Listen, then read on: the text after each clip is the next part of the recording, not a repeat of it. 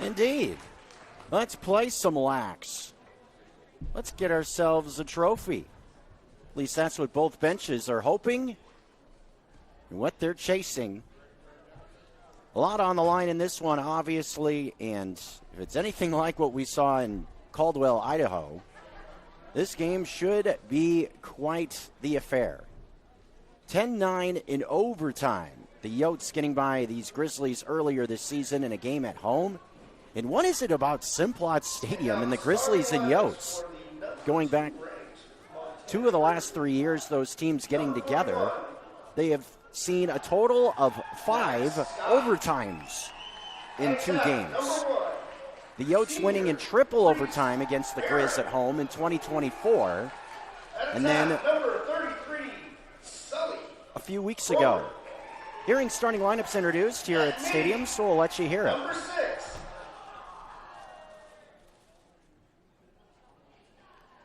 We're going to get there.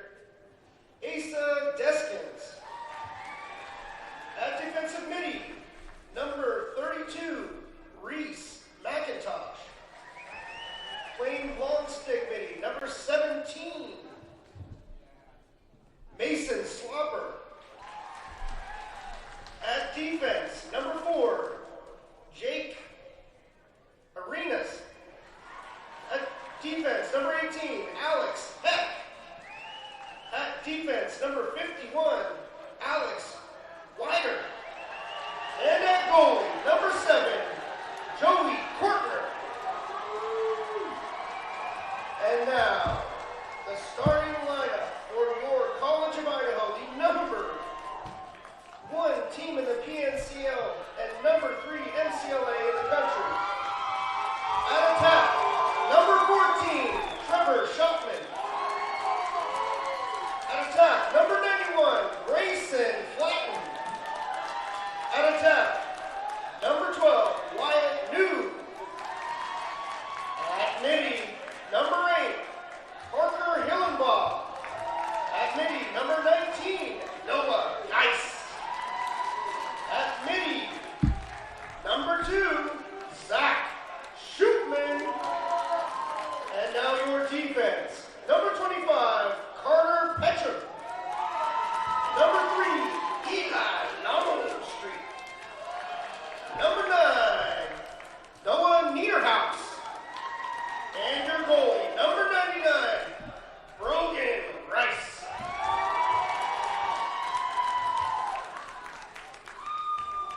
All right, we have met the starters for both teams. The College of Idaho in black and purple. The Grizzlies in maroon, white, and silver. Facing off at midfield will be a couple of Washington natives here in Tacoma, and Jake Ahrens for Montana, and it will be Noah Geisy, for the College of Idaho as we get rolling in this PNCLL championship.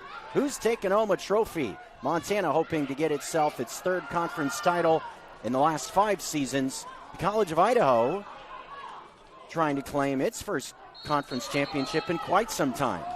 This is the first appearance for the Yotes in this championship game since 2022, losing that season to the eventual champion Montana in a big upset. This would be an upset of sorts as well, with Montana rated at number 7 and the Yotes at number 4 nationwide in the MCLA Division II polls. But not quite like that Sunday afternoon at Simplot Stadium, with the Yotes in that instance undefeated and the Grizzlies rated outside the top 10. But we're able to make a run all the way to the national semifinals that year, did the Grizz. Shot from the far wing will challenge the netminder Joey Kortner for Montana. That will be a battle of the goalies, most definitely, with Brogan Rice and Joey Kortner, 2 of the top goalie numbers in the conference on both sides of this rivalry. Alex Heck, the senior defenseman, one of the starters, able to take it back in front of the cage and lob towards Kortner, who will come this way to Alex Wider, who will look for a clear for the Grizz, and he will find the midfield line. And feed this way to Reesers. We see a penalty flag come out. This looks like will be offsides early against the College of Idaho.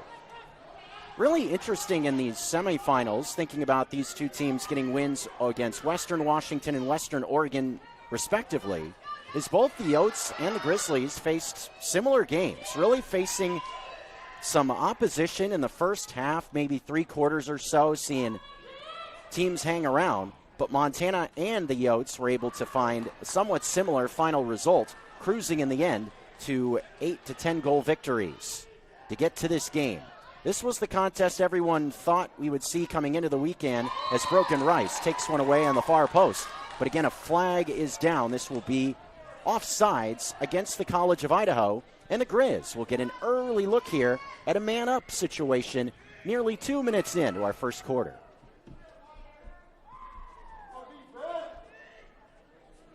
Last time these two teams met in the conference championship tournament was 2 years ago in Missoula, semifinal round at Washington Grizzly Stadium, and that would be a Friday or Saturday night rather that they would want to forget. That game did not go their way in any way, shape, or form.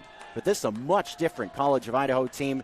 This is the top dog in the conference. Offensive numbers everywhere. A lot of guys, saw a lot of men show out yesterday. Can't fixate any official stats. Don't see any official statistics listed from the Yotes' 16-7 victory over Western Washington yesterday. Up top, Sully Kroger, one of the team leading scorers for the Grizz, feeds off to Max Scott, who gets the Grizzlies off started with a goal, going bottom left-hand corner with 12:35 to go in our first quarter. A Washington native, Max Scott, third on the team in points, gives Montana the advantage 1-0. 12:35 in the first quarter. Interesting game last time these two got together. The Yotes came out firing in the first half, built up a big lead. Montana came fighting back in the second half, tied the game, and then drama ensued in that overtime. A double OT saw the Yotes get the win. Big hit off the wing, off the face-off. Matt Klein, Asa Deskins, amongst others, trying to muck it up. We see the ball go to officials' timeouts. Was waiting for a point one way or another. Looks like it will be Yotes' ball. Didn't see a point to the right or left. Eventually saw an officials' timeout. A man went down for the Yotes briefly. Looks like it will be Montana ball, beg your pardon. A little bit of confusion here. White ball. They finally point to the left. There we go. Will be Grizz ball coming right to left here on ESPN MT and MCLA TV. Glad you got it cooking. Here's the leading scorer for the Grizz, Reese Barron. Pops a pass, Max Scott shoots and scores. Almost the same spot, top left corner. And a quick start for Montana. It's 2-0. Facilitating for Max Scott. Kroger and Barron both finding Scott, who burns the back of the net. 12:09 to go, a quick start, U of M in this first quarter. Couple of minutes in large cheering contingents on both sides of this one. All the fans down below us up here in the booth. A lot of maroon, white, and silver, and a lot of purple in the crowd down below us. Should be an electric atmosphere for a Sunday morning. Face-off win this time for the Yotes as Geisy is able to win a possession for Trevor Shootman and this high-powered offense for the College of Idaho. Shootman, the head of the snake, as we mentioned yesterday, one of the top scorers at this level of lacrosse, and will hopefully have, in the last couple of years, we've had PNCLL all-conference selection out announced throughout the course of the afternoon and been able to highlight some of the individual performers on all these teams. Hopefully we'll get those lists for you throughout the course of this broadcast, but Shootman has to be a shoe-in as an all-conference pick, no question about it. Wyatt New, number 12, another man, have to think is on that list. Shootman with the ball, going after Reese McIntosh and Mason Slapper defensively for the Grizzlies with 11:15 to go. Now dealing with Alex Heckinex is starting attackman Grayson Flatton, who scored 3 goals yesterday. Had it picked, though, by Heck to the left of the cage. Nice defense from the senior Alex Heck, who comes to another senior in Wider on the near side. He's going to saunter towards the midfield line, feed it towards the stripe, and find another senior in Axel Heimbach. The big fellow will rumble towards the near post, put on the brakes with 10:15 to go in our first quarter. Quick start, Montana. They lead 2-0 and look to build on that nearly 5 minutes in. Sully Kroger to Reese Barron. Face a bit of a test yesterday did the Grizz, as I mentioned, against Western Oregon. A pretty chippy game as well. Montana doing a pretty good job with that, winning 12-5. Heimbach going up high, getting by Rice. Top shelf again, this time to the right. And a quick start, Montana continues. It's 3-0 in the first. Heimbach, the senior, waving to the crowd. The Grizz fired up early. What a start for Tucker Sargent's crew. Seemingly polar opposite what we saw the last time these two got together, with the Yotes jumping out early in the first half. So far, it's Montana full bore in this first quarter. 2 from Scott and 1 from Heimbach. Matt Klein battling for a face-off this time against Geisy from the wing. This one will be picked up by the Yotes. Benjamin Milroy, number 77. Very nice job for him yesterday. One of a couple of long poles that were awesome for the Yotes. Look out for the long streets as well, number 3 and 4, Eli and Luca. Penalty flag is out. So looks like a man-up situation coming soon, with the ball going out of bounds behind the net of Joey Kortner. 12-5 winners for the Grizz. Another instance where stats from that game yesterday are not posted as of yet.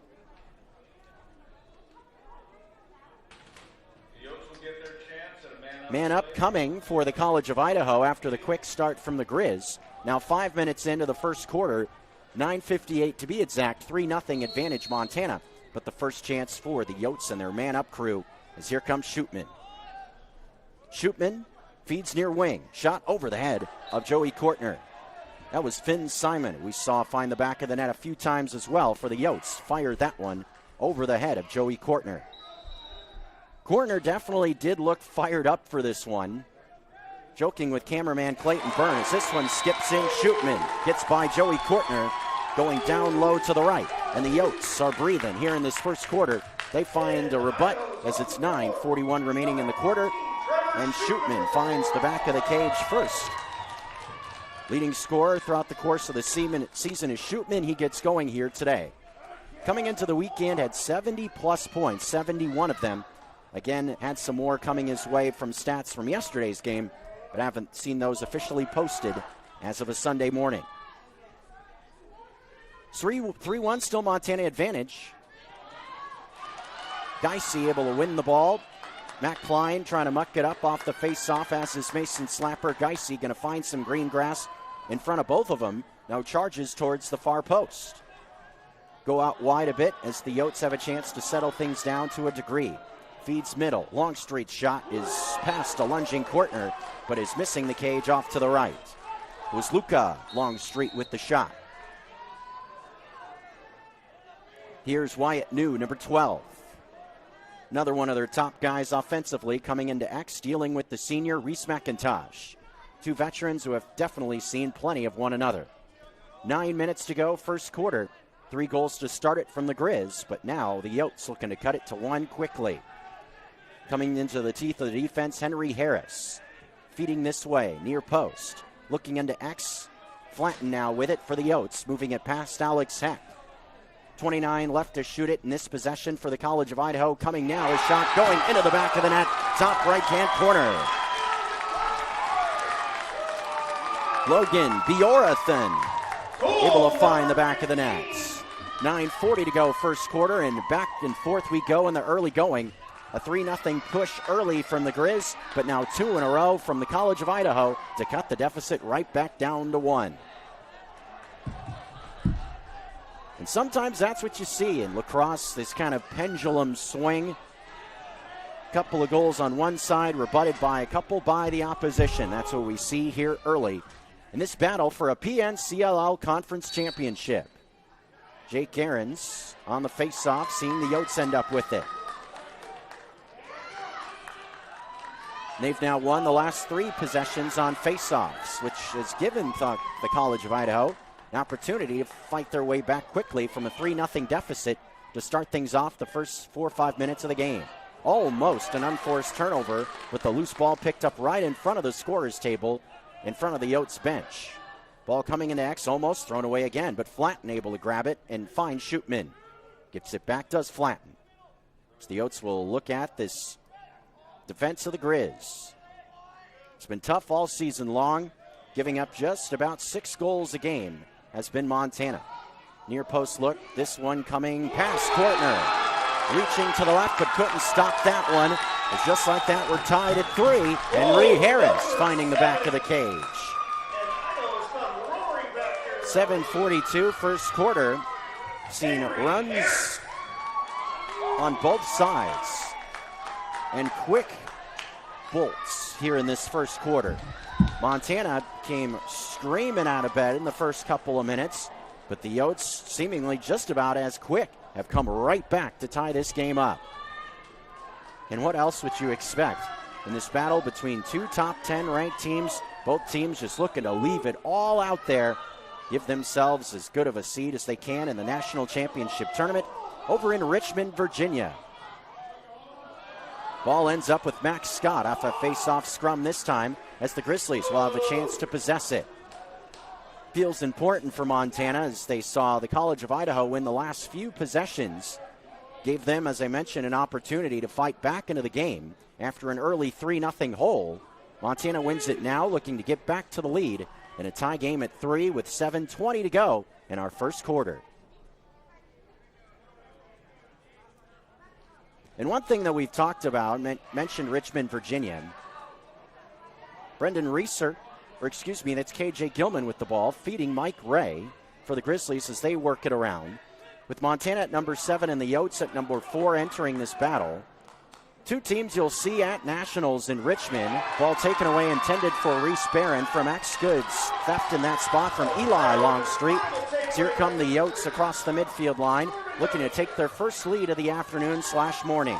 Here's Shootman. But one thing about this game, not like what we'll see later in the Division I PNCLL final between Oregon and Boise State, the loser not seeing a tomorrow available. Both of these teams will be in the national tournament, no question about it. In the top 10 coming into the weekend. Flatten a shot to the left of Kortner. And the race for the ball will be won by Alex Weider on the back line. 5:18 to go first quarter. Good hustle from the senior defenseman playing back in his home state. And the same could be said by a lot of these athletes out here today, including Shootman, who scored in this first quarter. Lake Stevens, Washington native, just to name a few. Now here's Nathan Jandro, mentioned his name earlier. Now with the ball, finding Reeser for the Grizz. But both these teams will be at Nationals. It's just a question of the winner finding a little bit of an easier path at that national tournament. Sewing up, would you have to believe, be a top 5 seed. There have been a couple of tickets punched already, as Braxton McAngus, an attackman for the Grizz, seeing one pop into the air. This will be won back by the Yotes. Once again, getting in there is Eli Longstreet, number 3. Midfield line clear for the College of Idaho. Carter Peachin able to get it across the line. 5 minutes and change remaining. Quarter 1, we're tied at 3. Both teams have had little 3-0 pushes so far in this quarter. Give credit to Tucker Sargent and his coaching staff. Definitely had some things drawn up in the early going. Get to a quick start, but the Yotes quickly come back after a 3-0 push. A shot off the far post, almost to the lead. I believe Weider, yes he did. Weider won the race on that back line again to win possession for the Grizz. 4:56 remaining. A lob to Mason Slapper. Looking for the midfield line. He's going to do it himself, racing past a couple of men. First thought he was going to lob it in there in the middle. Instead, he said, I'm going to turn on the burners and get past both of you. That's exactly what the senior did. An all-conference and all-American selection the last few years. He will look to make it 4 consecutive seasons in his career. Court Lehman on the field for Montana. Don't believe didn't spend any time out there for the Grizz yesterday, a Missoula native in his second year. Axel Heimbach, who scored the 3rd goal in this quarter for the Grizz, has it now, feeding Kellen O'Brien, a Washington native, as it comes to Sully Kroger looking for some space. Kroger and Barron both over 60 points on the year. Court Lehman has all the athleticism in the world. They'll look to get going here in this conference championship. Little stutter move for Reese Barron on the near post. He backs in, he shoots, lunging to the right, getting by Rice. The shot was off cage, a pass for Heimbach, and a shot is up high. Who wins the race? The Yotes think they do. as does Longstreet. Nope. Ball goes back to the Grizz. Pretty close. 15 on the shot. So Montana will have to be quick here. Kellen O'Brien feeding inside and in between hop. Heimbach struggles with it. Picking it is Lehman. He comes towards the far post downhill. Doesn't take a shot. Uses a screen. Looks in the middle. Now Barron moves it to Heimbach. Takes a bump up high. That will be, I believe, a shot clock violation. Shot clock winding down, and indeed it was a violation. Officials whistling stopping play. They want the ball to be coming back into play from a different spot. The Yotes tried to push it ahead, put it into a more advantageous position for a transition attack. Officials said, no. Ball was dead just to the left of the cage as it's lobbed now near side. Once again, Longstreet finding the ball for the Yotes. He's going to wind up and shoot it. This one is stopped by Kortner, reaching down to the left. Rebound alive. Who wants it? I believe it was off a stick in black. We'll see what the officials say. Matt Klein was adamant on the far side of the field that it went off a stick of a Yote. Why wouldn't he be? He's wearing maroon and white. Of course, any situation like that, you're going to be thinking, oh, it's our ball. One of those you'd see both sidelines pointing in both directions. 2:45 first quarter. Quick starts for both teams in different parts of this quarter. Montana, first part, middle portion for the Yotes. We saw yesterday quick strike attack right in front. Kortner lunging, can't stop it. A bunny for the Yotes. Wyatt New got himself right in front. Nothing that Kortner could do to stop that one. 4-3, the College of Idaho. Now with 4 straight goals to take their first lead of the morning. Wyatt New, one of the leading men offensively, finds the back of the cage. 58 points coming into the weekend, scoring goals and dimes. 32 goals and 26 assists. Again, those numbers coming in to the action this weekend. 2:32 in the first. The first lead for the Yotes. How does Montana look to combat this push from the College of Idaho?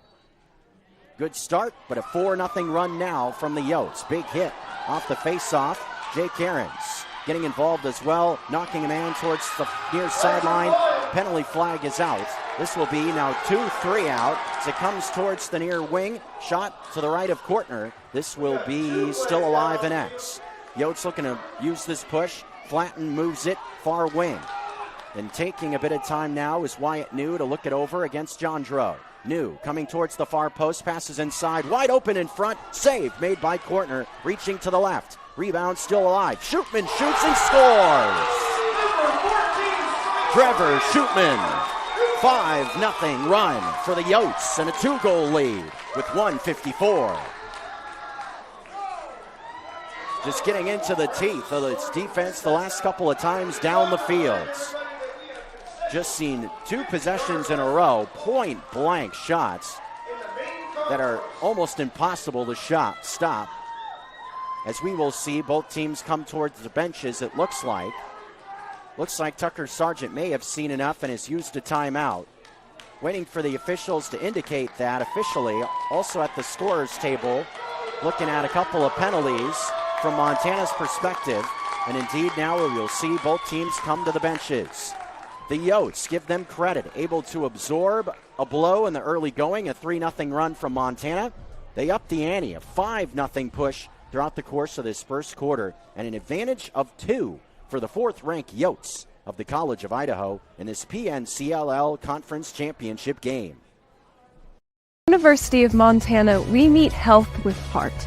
Since 1893, Grizzlies have served on the front line of medical innovation, preparing for the future of health and wellness. Our medical school acceptance rate is 20% above the national average. With more than 72 pathways to a career in health, UM is training the next generation of healthcare professionals. Because what's made in Montana is remaking the world. Les Schwab changed the tire game more than 70 years ago. Today, we still believe you should get more from less. Like more hustle, less hassle. More of the best service around, less of the runaround. Because we include America's best tire warranty in every tire we sell. So you get more unbeatable warranty, less charging you extra. It's why we're more than proud to say, you get more from less.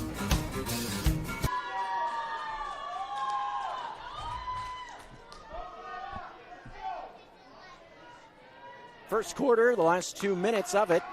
We're here at Bob Lucy Field at Curtis High School in Tacoma, Washington. This PNCLL Tournament Championship game with Montana and the College of Idaho locked in with a battle.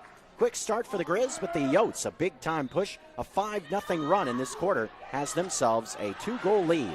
Matt Klein trying to win a face-off, a flag flies, and that battle for the ball looks like now 2 coming out. This will be, looks like forthcoming, a man-up situation for the Grizz. Gabe Miller dealing with some defensive pressure around the midfield line, but again with a bit of an asterisk here if you're the Yotes. They win the ball back at any point, it will be a man-down situation. Slapper sees it knocked across the midfield line around New, waiting for a whistle. Is it coming? Where is it?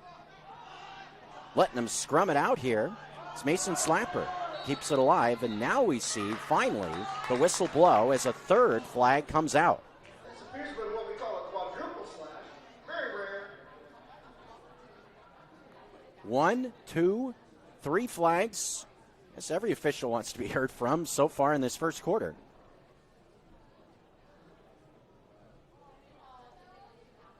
This will be a penalty against the Yotes. Under 2 minutes left here in the first Looks like it was a slash at the scorer's table. Could have been multiple in that spot.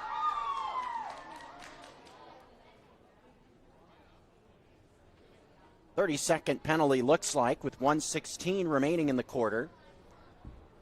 Shot clock is at 48 right now. As Sully Kroger just waits for the A-OK from the officials. Montana chance to cut the deficit down to 1 to end this run for the College of Idaho.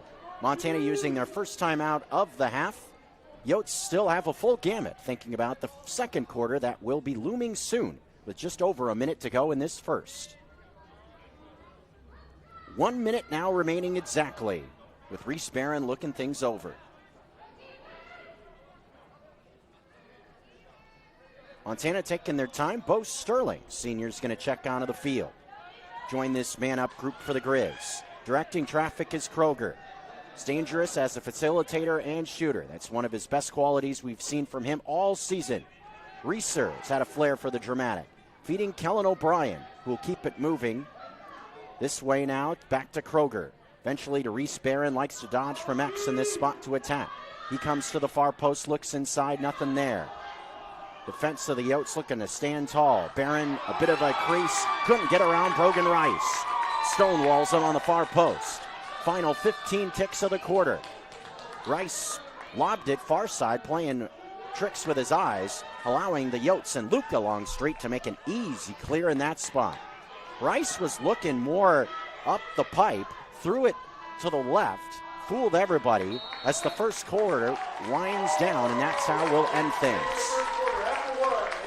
Kinda nifty there, playing tricks with his eyes. Got the Grizz on that ride, looking more towards the middle of the field. Went out to the left with the pass, and there was nobody home. It was an easy clear. Ended the quarter in that spot with the Yotes using some momentum to push themselves to a 2-goal advantage. 5-3 is the score at the end of one here from Tacoma, Washington.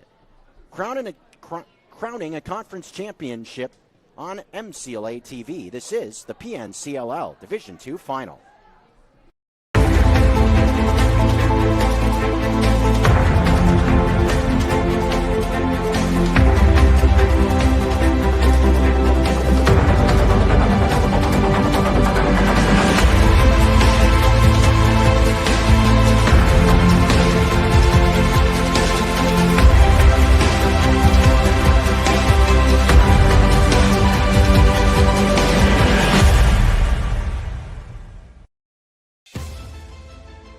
It's easy to see why Montana is the treasure state. At the University of Montana, we look inside. We see an old truth with fresh eyes, that Montana's greatest treasure is its people. So whatever tomorrow brings, we meet it the only way we know how, with a mind for making. Because what's made in Montana is remaking the world. In between quarters here at Bob Lucy Field in Tacoma, Washington. Glad you've decided to join us on a Sunday. Whether you're representing the Treasure Valley and the College of Idaho or the Treasure State of Montana, glad you're with us here on a Sunday. I'm Jeff Safford, Clayton Byrne, our cameraman. Also, Tommy Evans, Hayden Smith, and Rick Clattis on the tech side of the equation at both MCLA TV /Prodigy Media and ESPN MT. Doubleheader here today as well. Remember the Division I final. We'll keep the Treasure Valley theme alive. What an upset win it was for Boise State last night over Simon Fraser, punching a ticket against the Oregon Ducks. Well, Oregon didn't exactly have much of a problem with Washington in the other semifinal. 17-1. Overtime winners were the Broncos last night in what was an absolutely fantastic game. It's one of the most fun lacrosse games I've ever seen. Will that be a precursor to the D1 final in a battle between the Ducks and the Broncos? We'll have to see later. Scheduled 1 o'clock face-off. Braxton McAngus and the Grizz offense looking to get back into gear. A quick start in the first quarter, paced by Max Scott, who had 2 goals in the first couple of minutes. A 3-0 advantage eventually, but then the Yotes got themselves rolling, scoring 5 straight to lead by 2. McAngus spin cycle. He shoots off to the left. Spinning was Braxton McAngus to find some space to shoot it. Just missed to the left. Here comes Reese Barron for Montana, going after Eli Longstreet, who's been tough defensively so far. Barron trying to get around him, cannot. Had it picked from behind, but Max Scott in support keeps possession for the Grizz. McAngus using a screen. Has it knocked loose again, able to pick it off the carpet. Finding Bo Sterling. He'll spin, look for some space. Has Reeser open if he wants to come this way, he does. Brendan Reeser putting his shoulder down. Will he shoot? Gets around a man. To Rice, off the post. Off the post and near siding of the cage. Eli Longstreet dealing with some heat on the far sideline, ran out of real estate. Pushed out of bounds smartly by Sully Kroger. Smart play on the ride there, just knowing that Longstreet had nowhere to go. Just force him out of bounds. Sometimes lacrosse can be so technical, seeing these back cuts, give and goes, plays drawn up, zone defenses, what have you. And sometimes you just kind of go caveman. That's a great example. You want the ball, just hit the dude out of bounds. 3:22 left in the second quarter. The Yotes lead by 2. Want the ball, just hit him hard. Whack him. Here's Kroger. Just don't hit him in the head so you get a flag. McAngus. Thought he was going to spin on the near post. Instead, they go the opposite way to Reeser. Playing like he's a big dude, putting his shoulder down. Keeps the ball in his cradle as well. Not exactly the biggest guy in the world. Playing physical. Here's Kroger to the cage. His shot is to the right and over the head of Brogan Rice.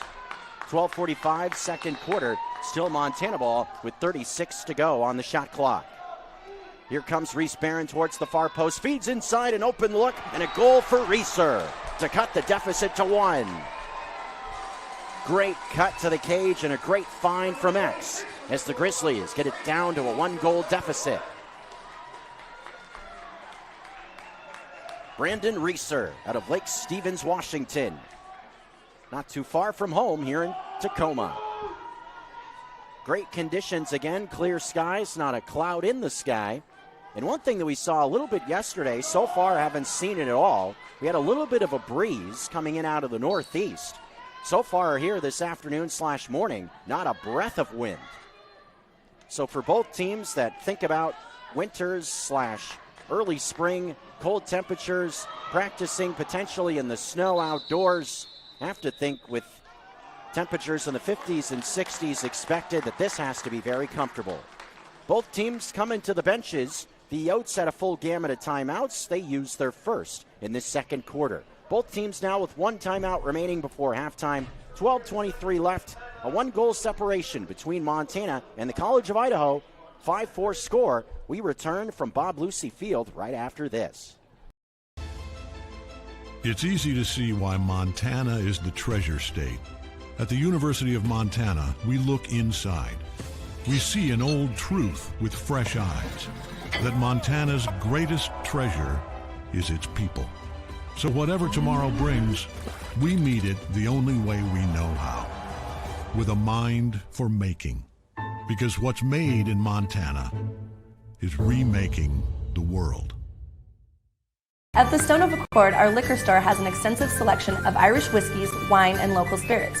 We also have exciting events daily, and our complimentary beverages are always served with a smile. The Stone of Accord, Irish fare with Montana flair, restaurant, liquor store, and casino.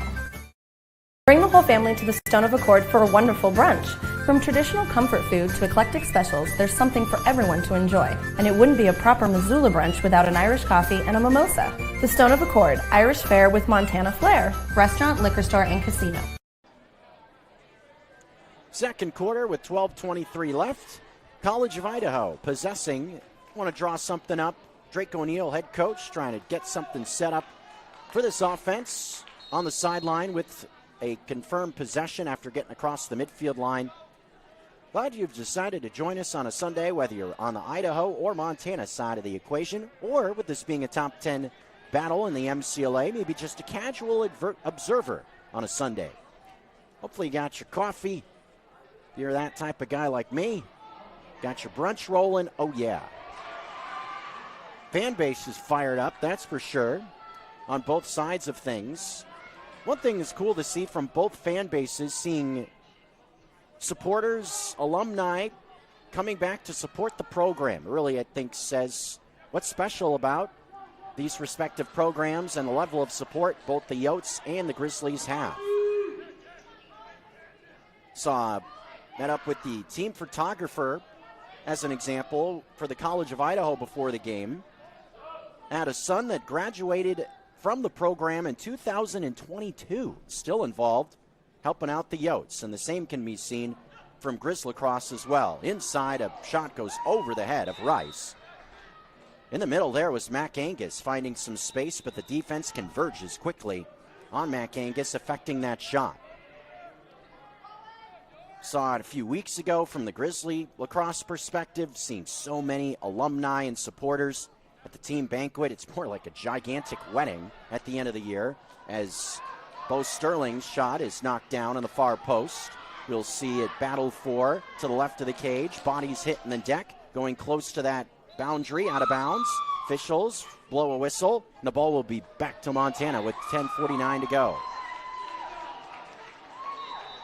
But it's cool to see so much support, and again, seen with the fanfare down below us.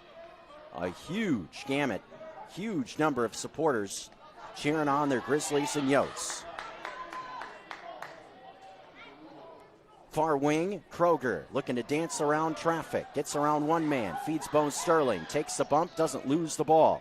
Keeps it moving to Reeser. Scored earlier in this quarter on a cut to the cage. This time a BTB shot is well to the left. This will be taken eventually by Rice on a feed behind from Longstreet, who feeds up ahead and finds another Longstreet. Eli and Luca both touching the ball. This is Luca who fires at Kortner. No problem reaching up to the left. He says absolutely not on that transition attempt. I'd say put the Colt 45 back in the holster after that one. Shoot from distance against Kortner, and if he sees a clear look at it, you have zero chance. None. Kortner close to an 80% save percentage. Brogan Rice also over 70. As I mentioned, two of the top goalies at this level. I have to think a good chance that both these cats will be the top two all-conference picks. Joey Kortner, the defensive player of the year in the conference a season ago, have to believe he could be that again. Using some speed is Court Lehman, the Missoula native. As I mentioned, this kid has so much athleticism. Could be an X factor for this Grizz team here this afternoon. Reese Barron spins around one man, looking for some space to shoot it. Can't find it as two men follow him. Able to give it off to Kroger on a bounce. 20 seconds on the shot clock. 1 goal differential, 5-4 game. Here's O'Brien. Coming downhill towards the far post, looking for some space. He shoots. Rice able to track that one nicely. Both teams seeing both goalies make relatively easy saves on both sides, maybe trying to feed off each other's energy. Clear made by the College of Idaho. Here's Noah Ninehouse. A 5-0 run from the College of Idaho and a 3-0 run from the Grizzlies in the first quarter. Things have settled down a bit in terms of goal scoring after both teams had rapid pushes of success in that opening quarter. Was relatively low scoring the last time these two teams got together as well, with the Yotes winning in overtime 10-9. Near post look, good cut to the cage. This one just to the right of the net. Great cut in front by Grayson Flatten. Just shot it to the right of Kortner. Just kind of wrapped around the cage nicely to get that open look. Sauntering towards the net, here comes Finn Simon from X, dealing with Alex Heck on the near post. Looks inside, looks, feeds back this way. Shootman up top. Flatten. Man who scored earlier, Henry Harris, beg your pardon, gave the Yotes a 2-goal lead at 5-3, punctuating that 5-0 run before a timeout on the near post. Kortner able to stop that one. In X, Alex Heck picks it. Trying to get it back to Kortner, just does. Evading a stick just barely in that spot. It looked like Wyatt New almost was able to pick that pass off. Kortner just was able to get his stick out in front of it, and a clear made by Owen Graves and the Grizzlies. 7 minutes, 20 seconds. We're on our second quarter. Lead of 1 for the College of Idaho. Montana looking to knot things up once again. Reese Barron, a feed inside. Mikey Ray burrows in and scores. Both officials will talk about it. Saw a goal indicated early. Did he come into the crease? Now all three officials going to talk about this. So hold everything. Mikey Ray charging in, found the back of the net. Are they going to allow the goal, or did Ray come into the crease? And we'll wave it off. No goal after a discussion. They say Ray was in the crease. So the lead stays 1 for the College of Idaho as Longstreet settles her down. Flag is out as well.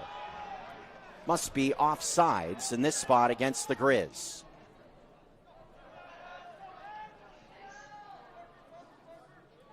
One of those, if you're Tucker Sargent, have to be wanting to tear your hair out. So shot comes in off the near post. Bounces way out this way. This will bounce out of bounds. But again, a flag down coming for an offsides call against Montana. Wanting to pull your hair out if you're Tucker Sargent. A spot where you had all the time in the world to get your defense, everybody set up. Surprising that you have somebody offsides in a situation like that. 6:40 to go in our second quarter. Man up spot for the Yotes.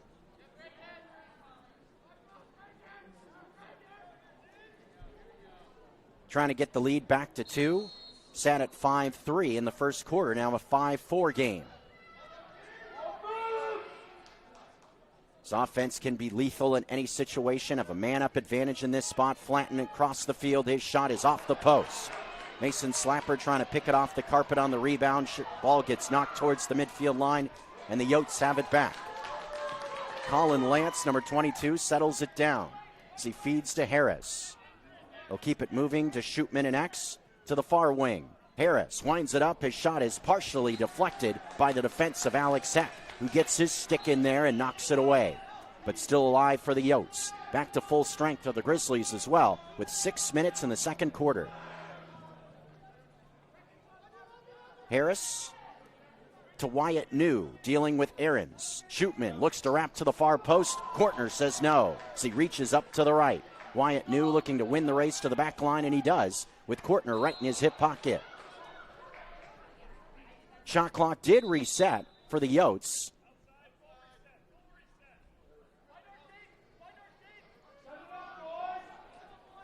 Officials will bring it more towards the near alley, and we'll see the shot clock reset to 60. Apparently it started before the officials wanted to, so they'll bring it back into the corner and put the shot clock back to 60 and wind it now. Here we go with 5:36 to go. Towards the near post. Kortner stopped it again, reaching off to the left as it bounds over the top of the cage. After getting in the way of the shot was Kortner. Just kind of walling off that near post, making sure there was no avenue to get it into the back of the net. Finn Simon dealing with pressure from Jandro. Cuts middle. Heck is there as well in support defensively for the Grizz. What looks to be a zone look defensively. To the far post, coming into X. Shootman will feed this way. Looking for space is Henry Harris. Harris dealing with Jandro. Shot clock at 25. Harris still with it. Into the middle. His shot is off the post. Off the left post. With 4:57 remaining.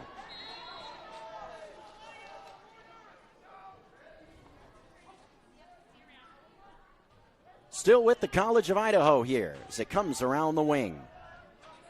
Wyatt New ends up with it eventually, dealing with Jandro. Here's Flanton against Mason Slapper. Coming downhill with it will feed Shootman quickly across to the near wing. A shot in the goal from a great angle. Great ball movement to Colin Lance to make it a 6-4 lead. 4:36 second quarter. Lance got himself to a great spot to shoot it, and Kortner couldn't stop it, trying to reach up to the right.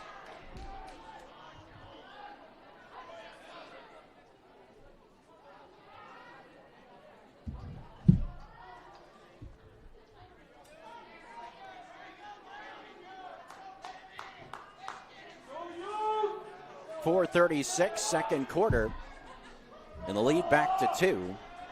Where we saw it in the first for the Yotes. Off the wing, Mason Slapper able to win it for the Grizz. Good hustle from the senior.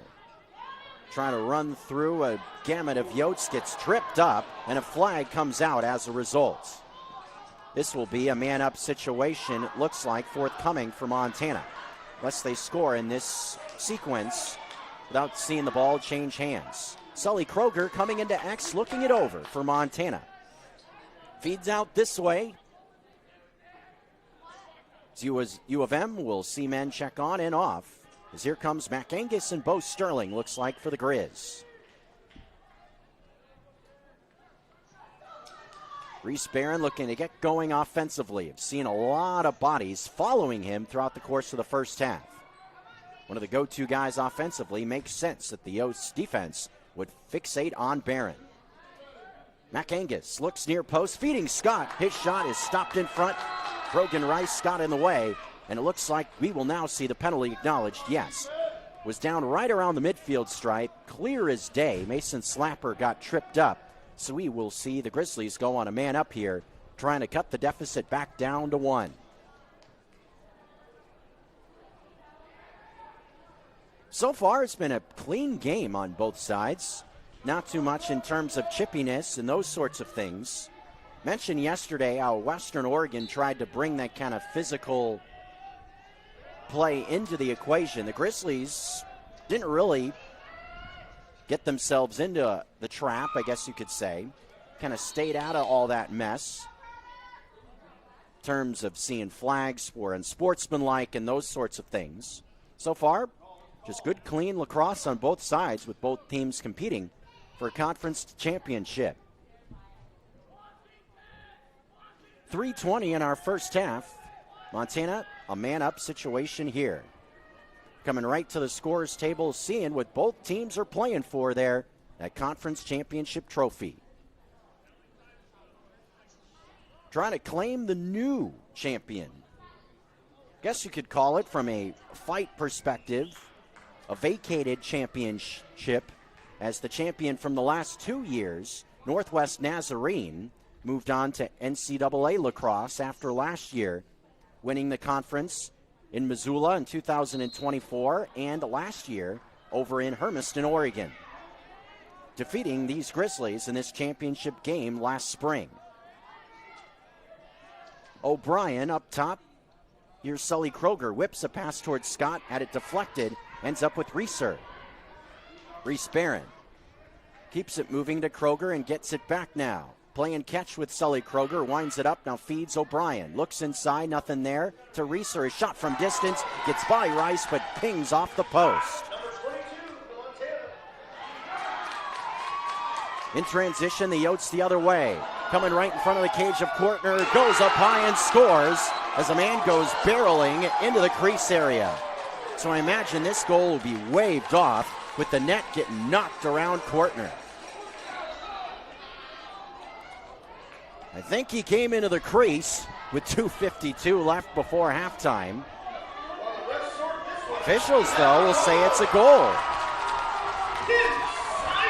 Ben Simon makes it 7-4. So shot it before going barreling into the crease in that spot. 2:52 remaining. It's now a 3-goal advantage for the College of Idaho.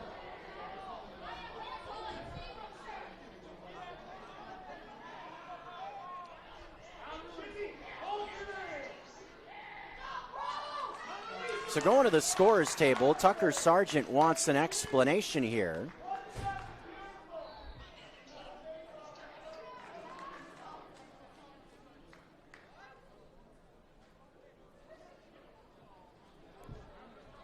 Officials now are going to have a discussion in this spot. It was my understanding that the NCAA rule last year was changed in that if your momentum took you into the crease, then a goal would be disallowed in that spot. Shot it from outside the crease, momentum taking you into the crease, will be Yotes' ball. Goal stands, 7-4 game with 2:52 to go.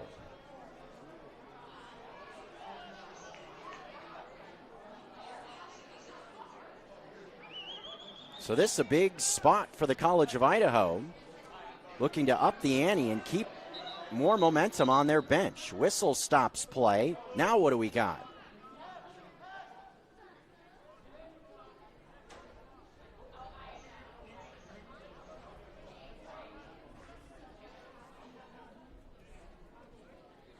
It's like Jake Ahrens and Alex Heck have traded spots. Heck is going, looks like, to the penalty area in this situation. So we got a bit of confusion here in this first half as to who should be on and off the field.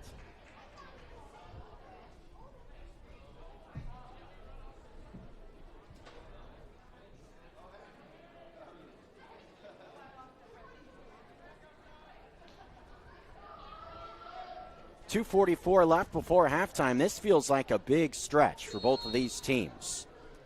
The Yotes have been able to find a big push after Montana came out firing in the early going. It has been a 7-1 run since the first couple of minutes in the first quarter. A good look inside. Kortner, nothing he can do. Right on the doorstep is Lance. A 4-goal lead. 8-4 advantage. And it's been cuts to the cage like that that's been so lethal for the Yotes, just getting right on the doorstep in front of Joey Kortner. Doesn't matter who's in between the pipes when you have offensive chances like that, just cutting towards the net. 2:31 before halftime. The Yotes have a 4-goal advantage, their largest of the day. And if you're Montana, again, this is a big spot with 2:31 to go. Putting yourself in a hole in this situation. Yes, we're able to dig yourselves out of it the last time these two teams got together. But the more of a mountain to climb you build yourself, the tougher it'll get on you. Ball will be awarded to the Yotes as well after a scrum on the faceoff that saw bodies hit the deck. Here's Zach Schutman for the Yotes, lobbing it this way over ahead of Flatten. But in support, the Yotes will get it settled down with Wyatt New with just over 2 minutes to go. Newt, a bit of room on the near post, feeds in the middle, flattened shot to the right of the net. Again, another point-blank look in front.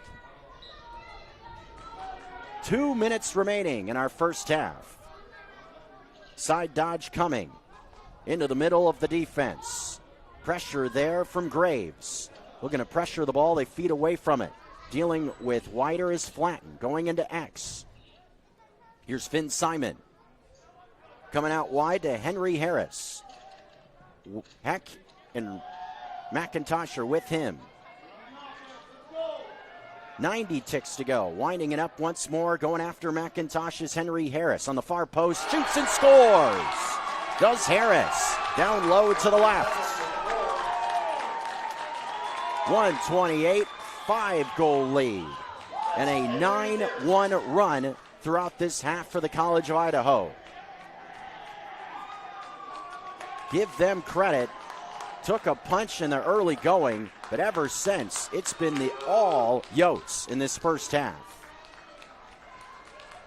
Definitely trying to send a message, it looks like, to the selection committee that this is a national championship contender. Mention already have some tickets punched.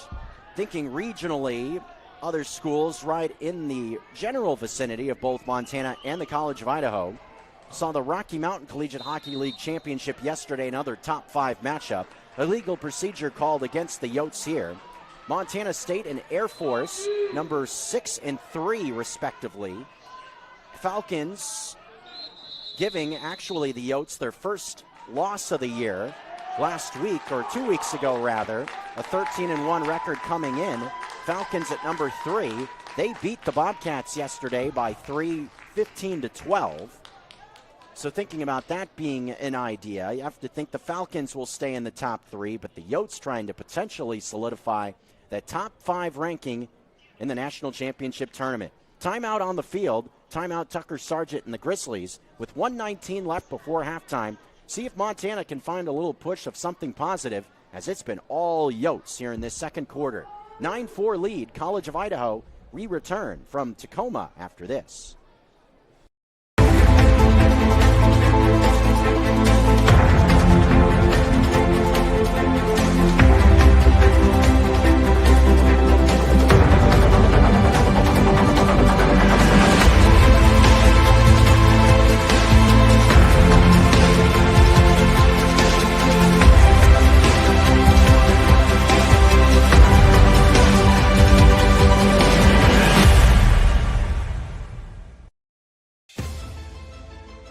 It's easy to see why Montana is the treasure state.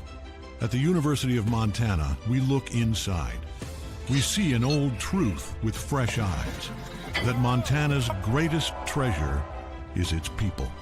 So whatever tomorrow brings, we meet it the only way we know how, with a mind for making.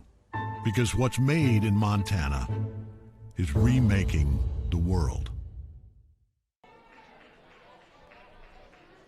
Winding down our first half, Montana possessing out of a timeout. The Yotes have one left if they want to think about it for the final about 60 ticks. Montana, no timeouts remaining. Trying to get a 5th goal on the board to cut the deficit to 4. College of Idaho running out the lead in this second quarter after a quick start from Montana. Axel Heimbach, a bit of space, but a pass over his head will go out of bounds with 55 seconds remaining. Heimbach had all the room in the world to get that pass too high, even over the head of the 6'5" Heimbach.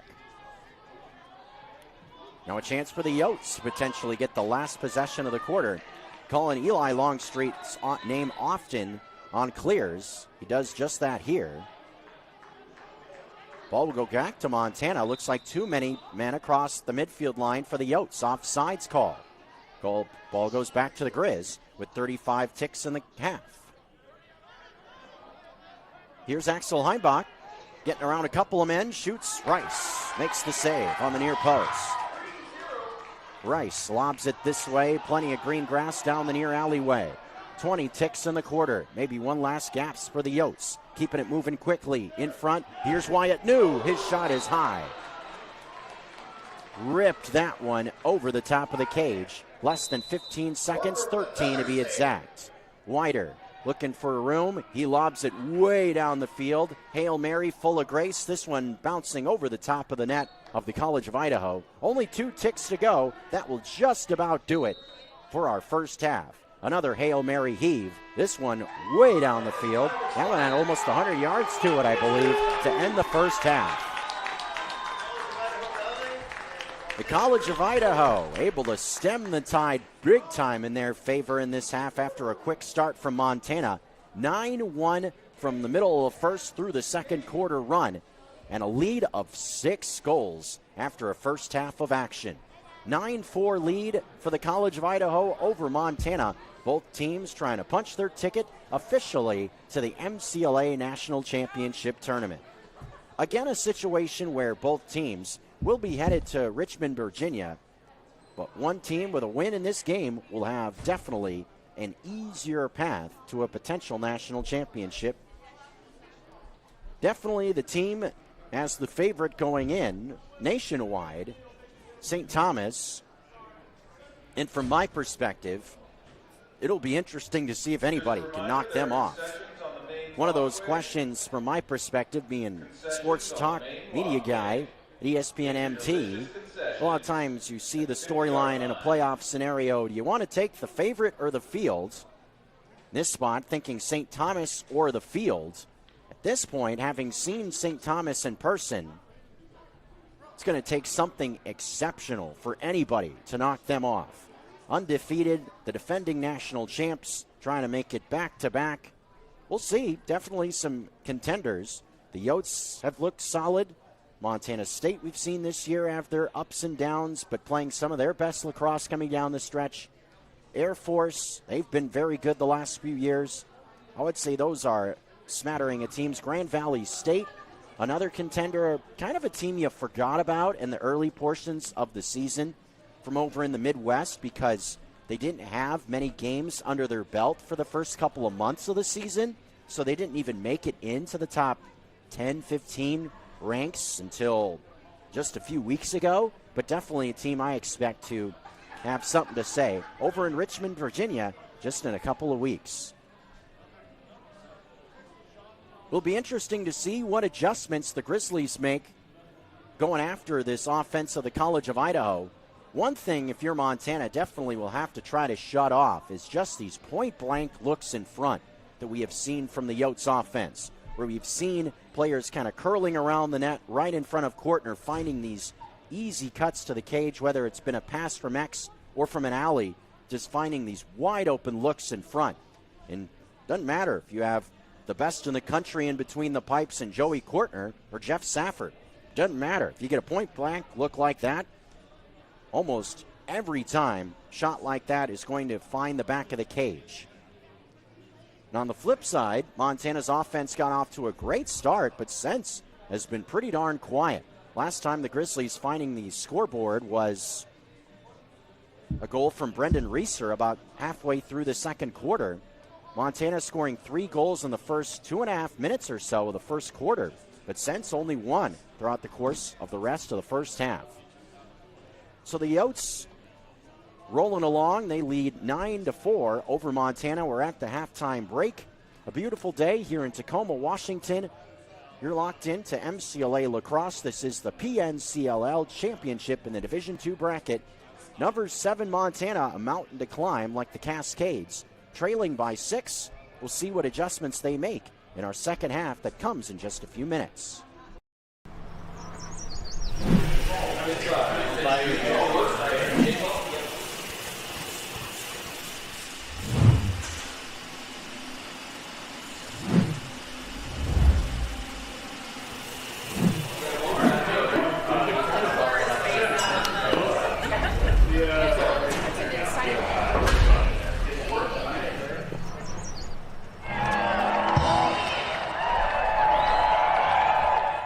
Grizzlies can fix just about anything. That's why the University of Montana is the cybersecurity center for the Treasure State, training the next generation to defend what matters most. We deliver graduates with skills to fill more than 1,100 open cybersecurity jobs in Montana. As the region's cybersecurity hub, we'll be prepared for tomorrow's threats, because what's made in Montana is remaking the world. Bring the whole family to the Stone of Accord for a wonderful brunch. From traditional comfort food to eclectic specials, there's something for everyone to enjoy. And it wouldn't be a proper Missoula brunch without an Irish coffee and a mimosa. The Stone of Accord, Irish fare with Montana flair. Restaurant, liquor store, and casino. At the Stone of Accord, we use the freshest ingredients to create our homemade traditional Irish classics, fresh salads, and creative specials. Come enjoy our warm, family-friendly atmosphere. The Stone of Accord, Irish fare with Montana flair. Restaurant, liquor store, and casino.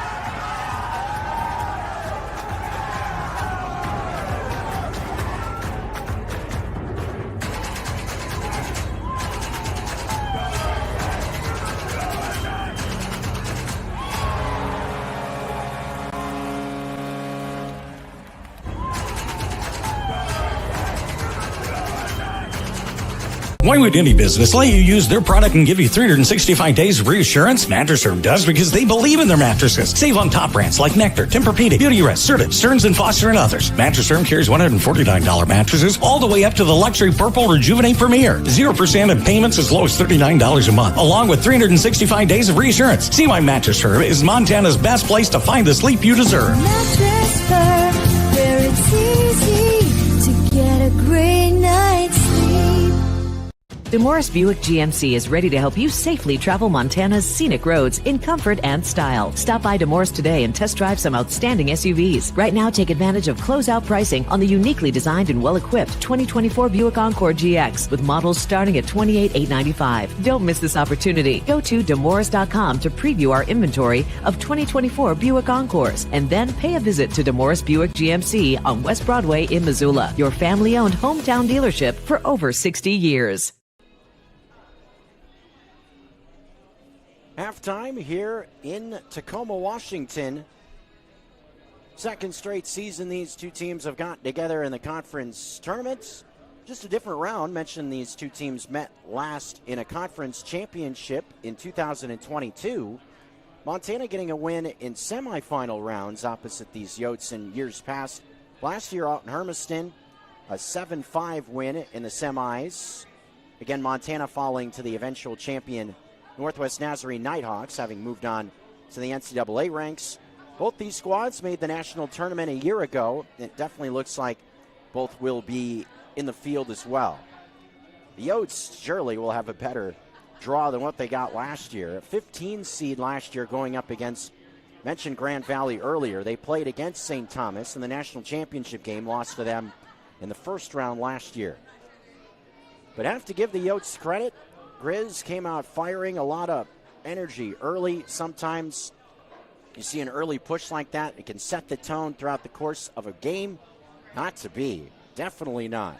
The Yotes were able to shrug off a quick start from Montana in the first quarter and score 4 in a row at one point. Had a 3-0 push at the end of the second quarter as well. All in all, after a 3-0 start from Montana, 9-1 advantage for the College of Idaho. As a result, 9-4 game.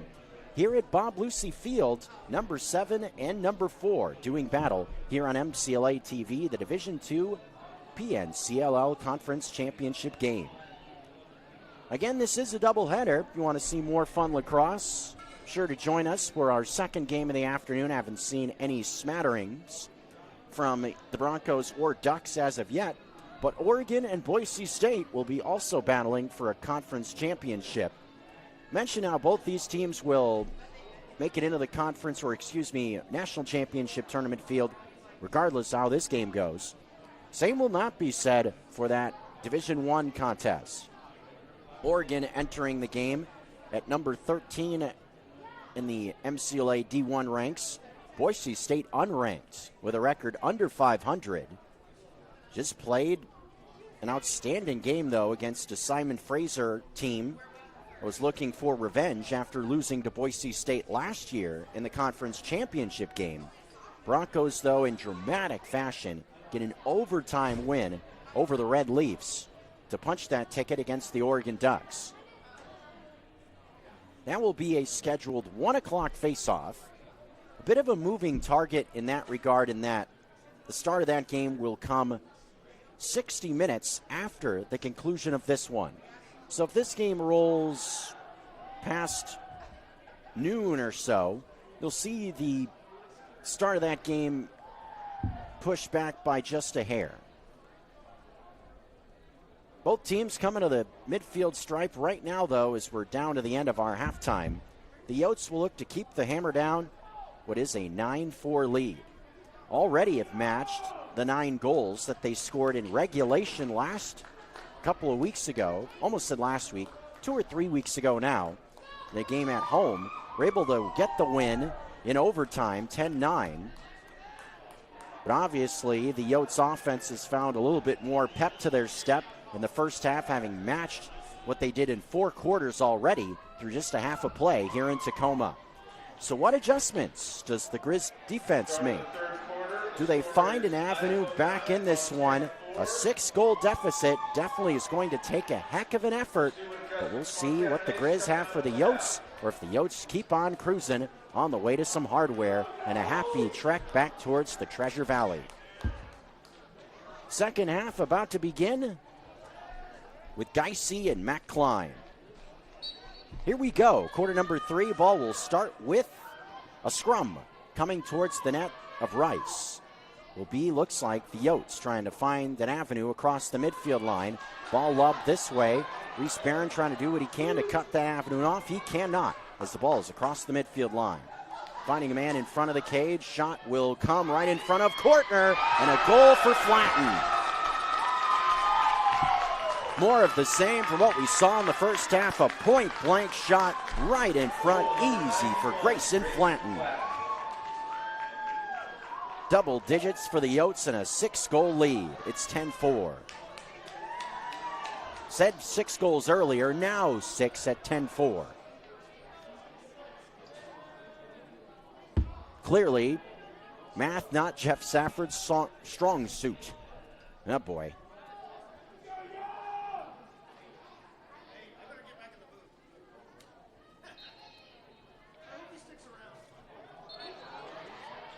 Looks like off the face-off, this will be ball going towards the College of Idaho. Yes, it will. Ideal start the first 20 seconds or so. Now what do we got? One official pointed one way, the other gives the ball to the Grizz. So, beg your pardon, Grizz ball.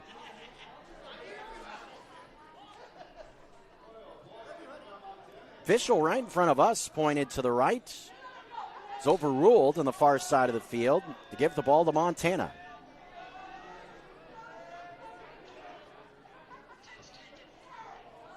What will this offense do trying to get going after a quick start? Asa Deskins trying to get the team in gear. Man comes into the crease. Believe it was Max Scott in front of the cage.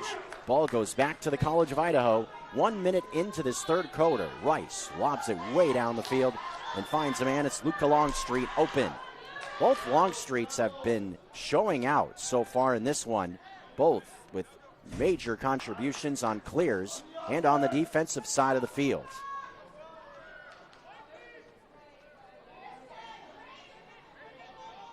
A lot of things to like about this Yost team. Yes, maybe the offensive numbers draw on the headlines, but a lot of other things going right so far for the College of Idaho to get out to this lead. John Droe, the steal, he comes into the offensive end for Montana. Grizzlies looking to get a goal back, trailing by 6. 13:20 in the quarter. Kroger fakes a pass, will feed off to Barron. As the Grizzlies check a few men on, Ray and looks like Deskins are on the field. Longstreet, Eli Longstreet, almost knocked it away. Ball on the back line, whistle stops play, and this will stay with the Grizzlies with a shot clock reset. We'll reset to 60 in this spot, and we'll resume play now, 2 minutes into the third quarter.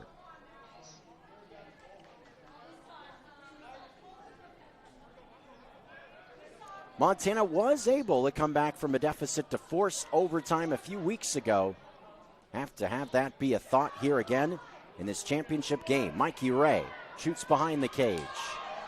Reese Barron gets knocked down. We will see the officials give it back to the Grizz, it looks like.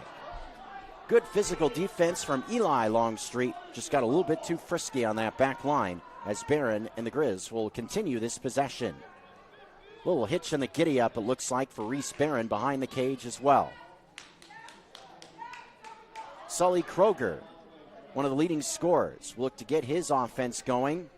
It's been pretty quiet. It's one thing the Yotes have done a good job so far, keeping Barron and Kroger, the two leading scorers, very quiet throughout. Pass to Scott on the far post, couldn't handle it.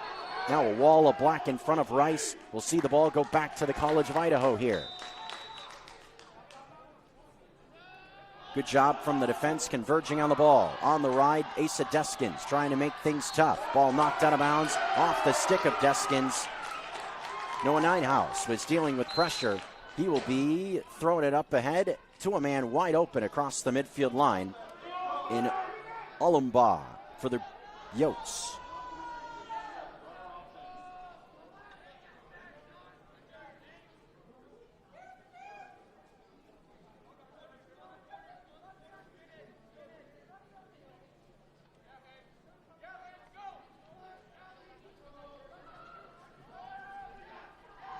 Jake Ahrens applying some defensive pressure. Knocks a man down. Somehow keeping possession despite seeing a flag come out. Now the ball pops out. Shootman trying to keep it alive along with New. Now a second flag comes flying out of there. This will be a man down scenario for the Grizz defense. Ahrens trying to play physical on the near sideline along with, looked like Alex Heck that came over there and Wider. 2 flags down. This will be a man-up look for the Yotes in a 10-4 game with 11:24 remaining in this third quarter.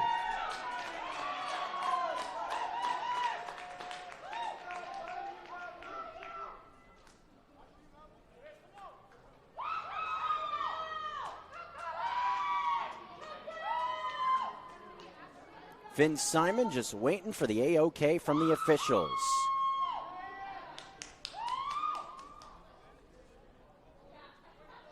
Chance to up the ante in this third quarter for the offense of the College of Idaho.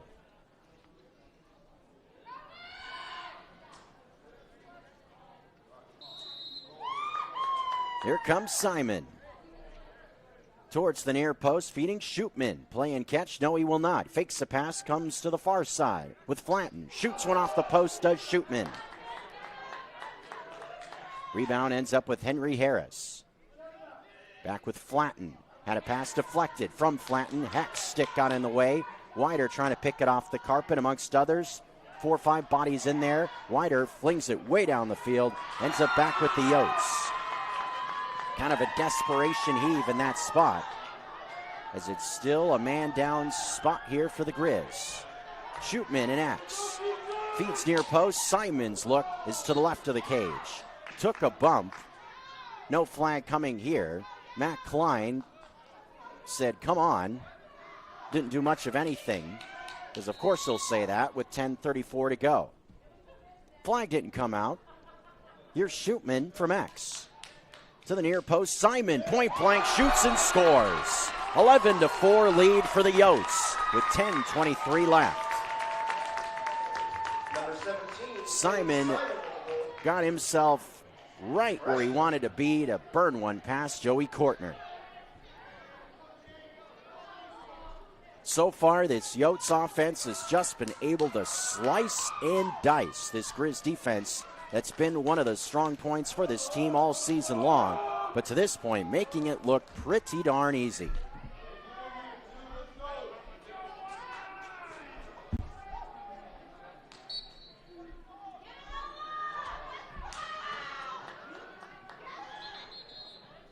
The Yotes almost to the high water mark already to the amount of goals that the Grizz have allowed in a single game this season. That was in a loss to the number 1 ranked, mentioned them being the top watermark at this level of lacrosse, St. Thomas. Tommies in a game on the 15th of March scored 12 against U of M. The Yotes at 11 right now in the third quarter, looking to match that.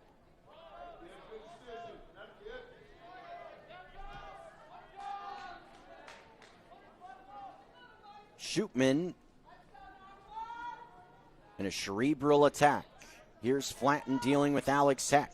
His shot over the head of Kortner as it whips past the right-hand post with 9:39 to go in the third. 11-4 College of Idaho. In X with Shootman. Dealing with Matt Klein as he comes towards the near post. Wyatt New keeps it moving. Right into the middle. Here's Harris. Gets it back from Flanton. Bjorthun spinning, trying to find an avenue past Owen Graves. Gets it to Shootman. Man was in the crease, looks like, for the College of Idaho in front of Joey Kortner. Ball will go back to the Grizz. Matt Klein, a little bit of an avenue, looks like, far sideline. Looked back towards Kortner. Now we'll work it back this way after faking a pass. Kortner, Grizz will have to be somewhat quick here. Clock is at 3, 2, and just across the line in time is Matt Klein. Or excuse me, that was Alex Heck.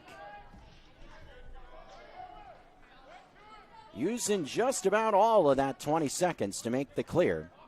Made it work out. That's the important part if you're U of M.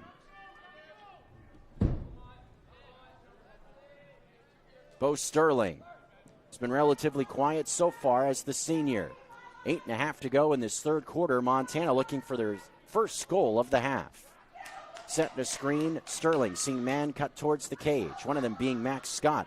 Quick start for scoring the first 2 goals of the game. Been pretty quiet since, along with the rest of this offense. Reeser's look, sees Rice reach over to the left and make the stop. Good save there. One of the better he's had. Brogan Rice able to make that stop. First-year netminder out of Nampa, Idaho. Pretty close to the campus there in Caldwell. Part of that contingent of suburbs of Boise, Nampa, Meridian, Caldwell, all in that category, right around close to the capital city of Boise. All in all, close to 1 million people call that Treasure Valley area home. As I mentioned, a region I spent a pretty good amount of time in with the respective sports teams I cover at ESPN MT. Whether it be the summer at Memorial Stadium with the Boise Hawks, the minor league baseball team, Boise State hockey, and or lacrosse in this instance, seeing the D1 Broncos later. Also, hockey as well, or I should say lacrosse, thinking about it further. Here comes DeJondro, look in transition, puts on the brakes. Boise State hockey actually in the same conference as Montana, not separated by a different division like you see it in the lacrosse with the Broncos in the MCLA Division 1 with the Grizz in Division 2.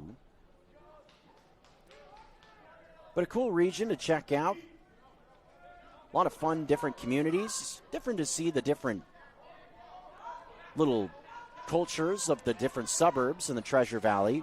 Boise, the kind of big city feel in the capital, college town.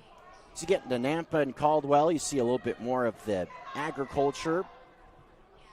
And at Simplot Stadium, you can see even proof of that right around the stadium, right beyond it, seeing cattle and other things around. It's kind of fun. 6:15 to go, ball with the Yotes, looking to keep the momentum in their favor in this third quarter. The more you see the lead where it is and you see the clock move, the more that's going to make the Yotes happy at this point in the second half. Spin cycle, some fancy footwork from Eli Longstreet settling the ball down. Longstreet has been a big part of this success for the Yotes, no question. Able to make a lot of little plays like that. Set up clears, he's been converging on the ball defensively. And sometimes a lot of that grinding stuff can be the biggest part to a success for a team. Unforced giveaway here. I haven't seen hardly any of that as well with 5:33 to go. The Yotes have given seemingly no free possessions to Montana. That's one of the first unforced mistakes I can think of from the College of Idaho today. 5.5 to go in the third quarter. Still all Yotes. See if Montana can get a push in their favor, make this thing interesting coming down the stretch.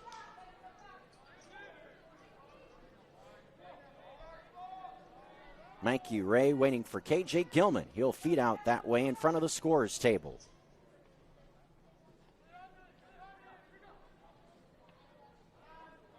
Deskins to Kroger. Can he get it into gear? Passes behind the play, back to Ray. Fake to shot, finds Deskins. They keep it moving. Gilman's looks off to the right of the cage. Good ball movement there from Montana. Getting a few people thinking a shot was coming earlier than it actually did to set it up for Gilman. Kroger across the field to Gilman, sets up Scottish shot off the post. Comes behind the cage. Did it go in? No. Yes, it did. Actually rolled into the back of the net after some discussion from the officials. Grizz will take it. It's 11-5. Funky play there. Shot from Max Scott came off the post and eventually looked like was kicked into the back of the net, or maybe batted in. Not sure who was able to get it in, or maybe some friendly fire in that spot. Montana, it's been a bit of an adventure finding goals. Any way you can get it at this point, Montana will take it, as it's now 11-5. And who knows, maybe that's what starts the push in the other direction for U of M. Jake Aarons goes flying. Ball will be given back to the Grizz. Push in the back called against the Yotes.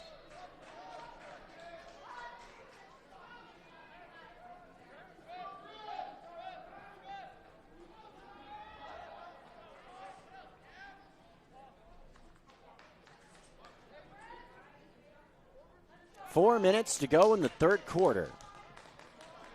Montana hoping that they can get a couple of goals here to give themselves a glimmer for the fourth. The Yotes will look to stand tall, make themselves feel comfortable about the fourth quarter. Here's Reeser on the far post. Then cutting into the middle, the ball doesn't go there. Kroger to Bo Sterling, coming downhill towards the near post. A look inside, nothing there. McAngus going to wind it up and dodge, it looks like. Spinning towards the cage. Screen is available from Kroger as well. Moves away from it, goes to Sterling. Now to Kroger up top. Screen from Scott on the far post. Feeds it behind the play, barreling towards the cage is Scott. He's going to shoot it up and over the net. 3:15 to go in the third. Shot clock at 18 with Reese Barron. Little stutter move towards the near post. Gets free and pings it off the post. One of the better looks for Reese Barron offensively today. Still looking to find his first goal as the leading scorer for the Grizz. Kroger trying to find the score sheet as well. Feeds it over the head of Reese Barron. Loose ball, a battle for it. Gets knocked out of bounds off a man in black. Hard to tell with three sticks in the vicinity of it. The officials point to the left. McAngus and the Grizz with 40 seconds on the shot clock. Trying to get around a man, find an avenue on that far post. Ball is knocked loose in front. A BTB shot in the goal for Bo Sterling. Picked it off the carpet. Make it 11-6. Wow for Bo Sterling. Fancy there with 2:36. I guess that's why they say it's the Bo show for Bo Sterling. Wow. Picked that up. On the rebound, flipped it over his right shoulder, behind the back, into the back of the net. Still a chunk of a deficit, but that was a highlight if you're the Grizz. Fancy. Put him on the BTB list here at the PNCLL tournament. Whistle sounds and stops play. Both teams coming to the benches. College of Idaho is going to use a timeout with 2.5 minutes left in the third. Little bit of a zhuzh from Montana, 2 goals in the last few minutes. Cuts the deficit to 11-6 in our third quarter. This is the PNCLL championship game. University of Montana, we meet health with heart. Since 1893, Grizzlies have served on the front line of medical innovation, preparing for the future of health and wellness. Our medical school acceptance rate is 20% above the national average. With more than 72 pathways to a career in health, UM is training the next generation of healthcare professionals. Because what's made in Montana is remaking the world. Les Schwab changed the tire game more than 70 years ago. Today, we still believe you should get more from less. Like more hustle, less hassle. More of the best service around, less of the runaround. Because we include America's best tire warranty in every tire we sell. So you get more unbeatable warranty, less charging you extra. It's why we're more than proud to say, you get more from less. Coming down to the end of our third quarter, the College of Idaho still leading things. Score is 11-6. The last 2 goals have come from the Grizzlies. I think that part of the reason for the timeout.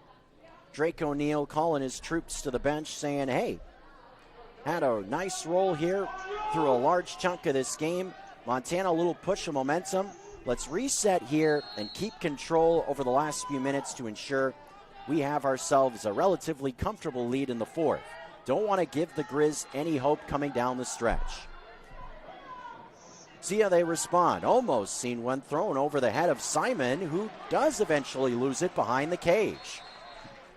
Another turnover from the Yotes, and those are the types of things you do not want to see if you're the College of Idaho.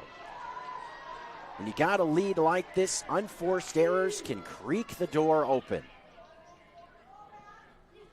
especially when you haven't seen hardly any of those throughout the course of the game, as we mentioned about the Yotes. But conference championship games can always get funky for different reasons.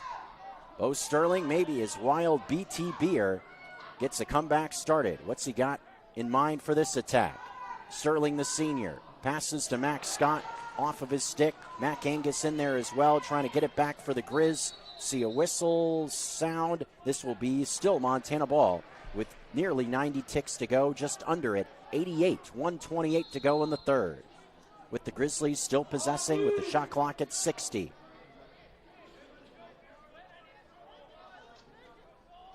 Sully Kroger coming downhill towards the far post. Looking to get around a couple of men. Feeds behind the play to Mac Angus. Comes towards the cage and burns one.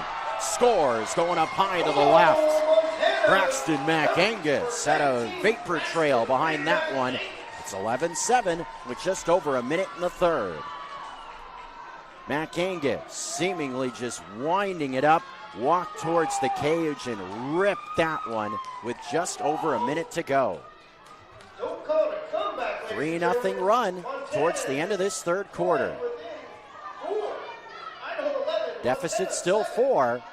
Montana starting to feel a little bit of a push here. Legal procedure against the Yotes. Ball will go back to U of M. Asa Deskins looking to spin around a man. Been dealing with the long streets all day. Luca making the life of Deskins difficult, but Montana able to settle it now with Sterling. 50 seconds left in the third quarter. Shot clock off. Sterling's look is over the net. Still a good chunk of time left on the third quarter clock with 44 seconds. Reese Barron towards the net. Found a little avenue on the near post. He scoops one low, couldn't get by Rice. And now the rebound popping out in front of the Yotes bench, racing into the offensive end. Here comes Luca Longstreet. Lost it, knocked around behind the cage, or behind the play rather, was Bo Sterling finding the ball, seeing eventually knock into the air near the scorer's table with 22 seconds remaining. Ball will stay with the men in black. Ball with the College of Idaho. Here's Henry Harris. Final 15 seconds of the quarter. Got some time to set it up if you want to. Whistle sounds, stops play. Drake O'Neal is adamant about something on the Yotes sideline. Unhappy with the officials with something. What, I'm not sure. I mean, he came well away from the bench, and for good reason. Spotted something as a flag pops out. My guess is the Grizz had too many men on this side of the midfield line for an offsides call. Now Tucker Sargent wants an explanation. Less than 10 seconds to go, 15 rather, in the quarter. So give Drake O'Neal credit, was adamant that Montana was offsides, and he gets what he was looking for.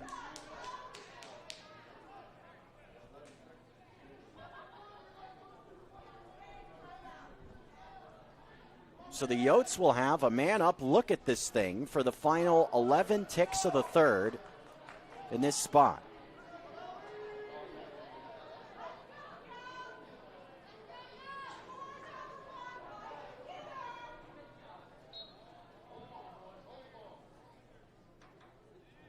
Looks like actually that the College of Idaho will be content to let these last 10 seconds run off, as Shootman will just kind of plant himself in the far corner, and that's exactly what we see.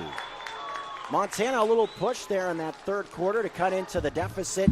Still a little bit of a mountain to climb, trailing by 4 as we think about the final 15 minutes. We are through 3 quarters here in Tacoma, Washington. The College of Idaho trying to claim themselves a conference championship. The number 4 ranked team in the MCLA Division II. Montana looking to erase a 4-goal deficit, try to pull the upset. We'll see what we got for the final corner of action from Tacoma when we come on back. The PNCLL Championship rolls to the fourth quarter after this.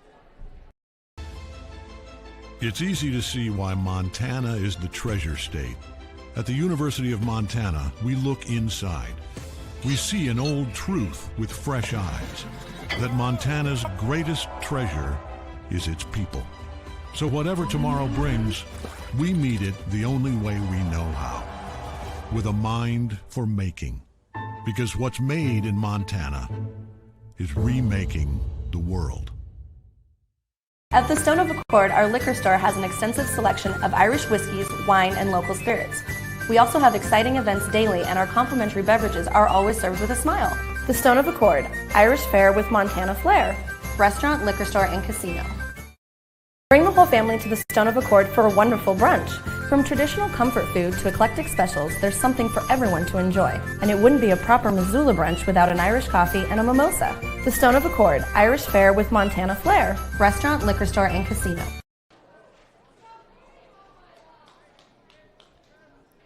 "15 minutes up on the clock, both teams chasing some hardware in this battle between Montana and the College of Idaho. PNCLL Tournament Championship Sunday. Clayton Byrne on our camera feed. I'm Jeff Safford.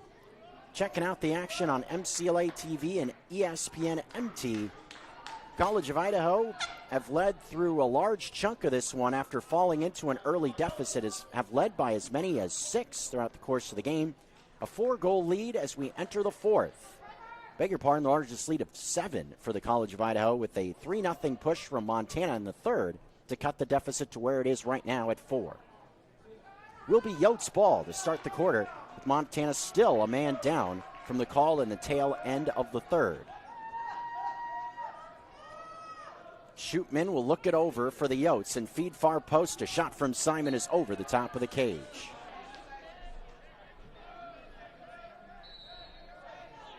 Here comes Shootman once more from X. Feeding Flatten near side. He got one in the top right-hand corner, making that look easy. Man up does its job as it's a 5-goal lead for the Yotes at 12-5.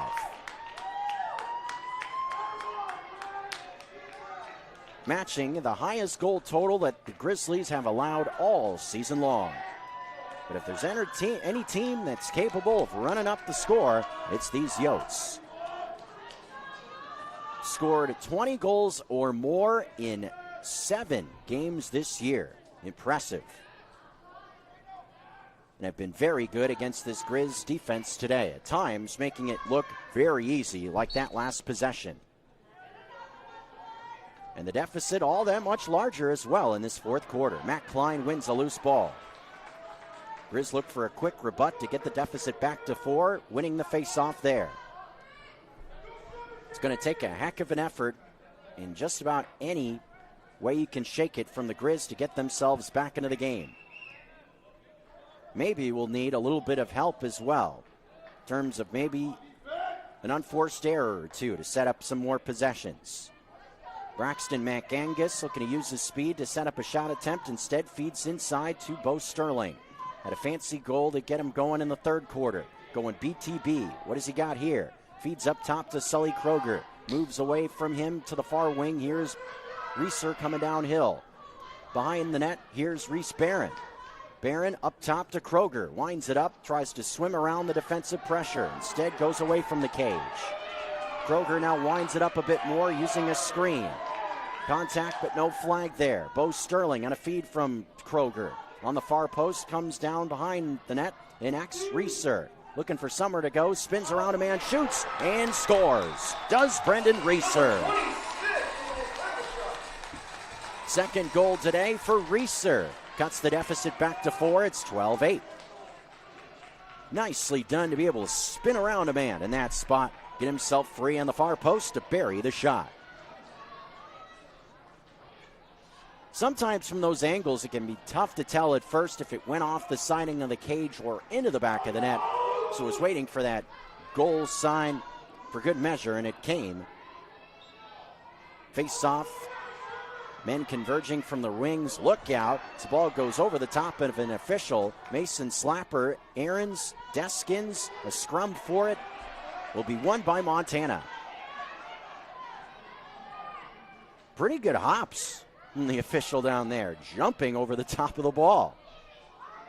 Who said white man can't jump? Near post, Kroger got hit. No flag. There it is. Bit of a delayed call there. Looks like got hit up in the mask area. The neck went up. More times than not, you see the flag come out. Was a bit surprised it didn't at first. Just was a bit delayed in that spot. So a delayed man up looks like coming in this spot. Montana trying to inch closer, get the deficit to 3. An errant pass coming towards the midfield line. This will be a spot where the penalty will be acknowledged.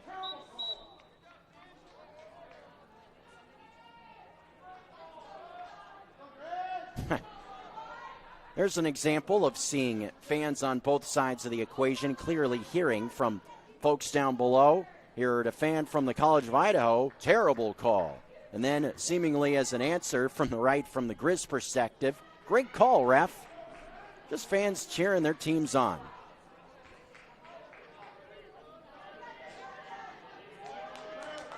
For what it's worth, it sure looked to me like Kroger got hit in the head. His neck went up into the air, so I think the officials got it right. O'Brien and X moving to Bo Sterling. Looks into the middle, keeps it out wide to Sterling, or excuse me, Barron to Sterling. Brings it back up top. Kroger, feet inside Bo Sterling, point blank look, and the deficit at 3. 12-9 the score on the second goal of the half from Bo Sterling. Here comes Montana trying to make things interesting with 12:18 to go in the fourth. Bulk of looks like that so far in this game have been from the College of Idaho, but in a man-up situation, Sterling was able to find a look right in front of Rice. Nothing he could do. Joey Courtner trying to keep himself loose in between the pipes, trying to keep his edge. He was doing push-ups in the midst of the face-off, in between the cage. I don't know if I've seen that from Courtner this year. Push-ups. It's like he's getting ready for a heavyweight fight in the WWE or something. Kind of looked like a wrestler before the game, too. He had these cut-off sleeves with just his pads on. Looks pretty intimidating to me. And Courtner is a big dude as well. Kinesiology major, so very well tuned up in terms of fitness and what have you. We kind of made fun of him about him eating literal chickens on the road, whole roasted chickens. Sometimes all he eats on the road are just these big old rotisserie birds. As Gilman shoots, Rice makes the stop. And a rebound in front. Does Scott get credit for the goal? Was walking the line? Yes, he does. Goal for Montana to cut it to a 2-goal deficit. Max Scott got to the rebound, popped it in, was walking right on the line for the crease, was awfully close. Scott getting the Grizz fans fired up.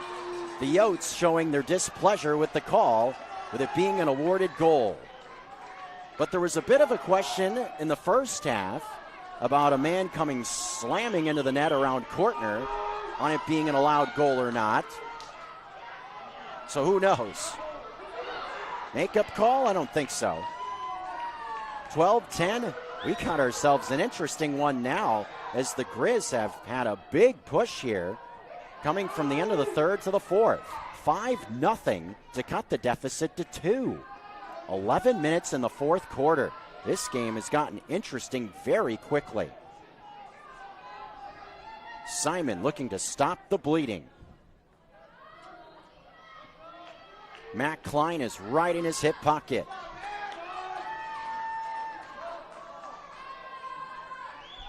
Out in front of the bench, here's Lance, who scored in the first half. Grayson Flatton got his team off to a quick start. Looks to make a contribution again, is, I believe, stopped by Courtner. Ball will stay with the College of Idaho, however. 10:27 in the fourth quarter. Flatton was stopped on the near post. For U of M, that's the good news. Bad news, though, ball stays with the College of Idaho. The shot clock reset to 60. Back and forth we go in this battle between these two teams. Simon on a bouncing ball. Here's Harris. His shot stopped by Kortner. Reaching off to the left.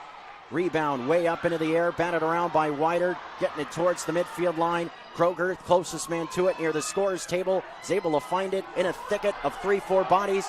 Fires it into the middle and finds Mason Slapper. Whistles, stops play, and the ball will go back to the outs. Offsides called against the Grizz. So much from the crowd making noise. It was hard to hear that whistle on the field initially. With the Yotes back with it with 9:50 to go in the fourth. Who wants a conference championship? Pass inside, off the stick of New, going out of bounds on the back line to Montana. Came right off the stick of New, number 12. Grizz defense was in the vicinity of it, but it clearly went off the man in black.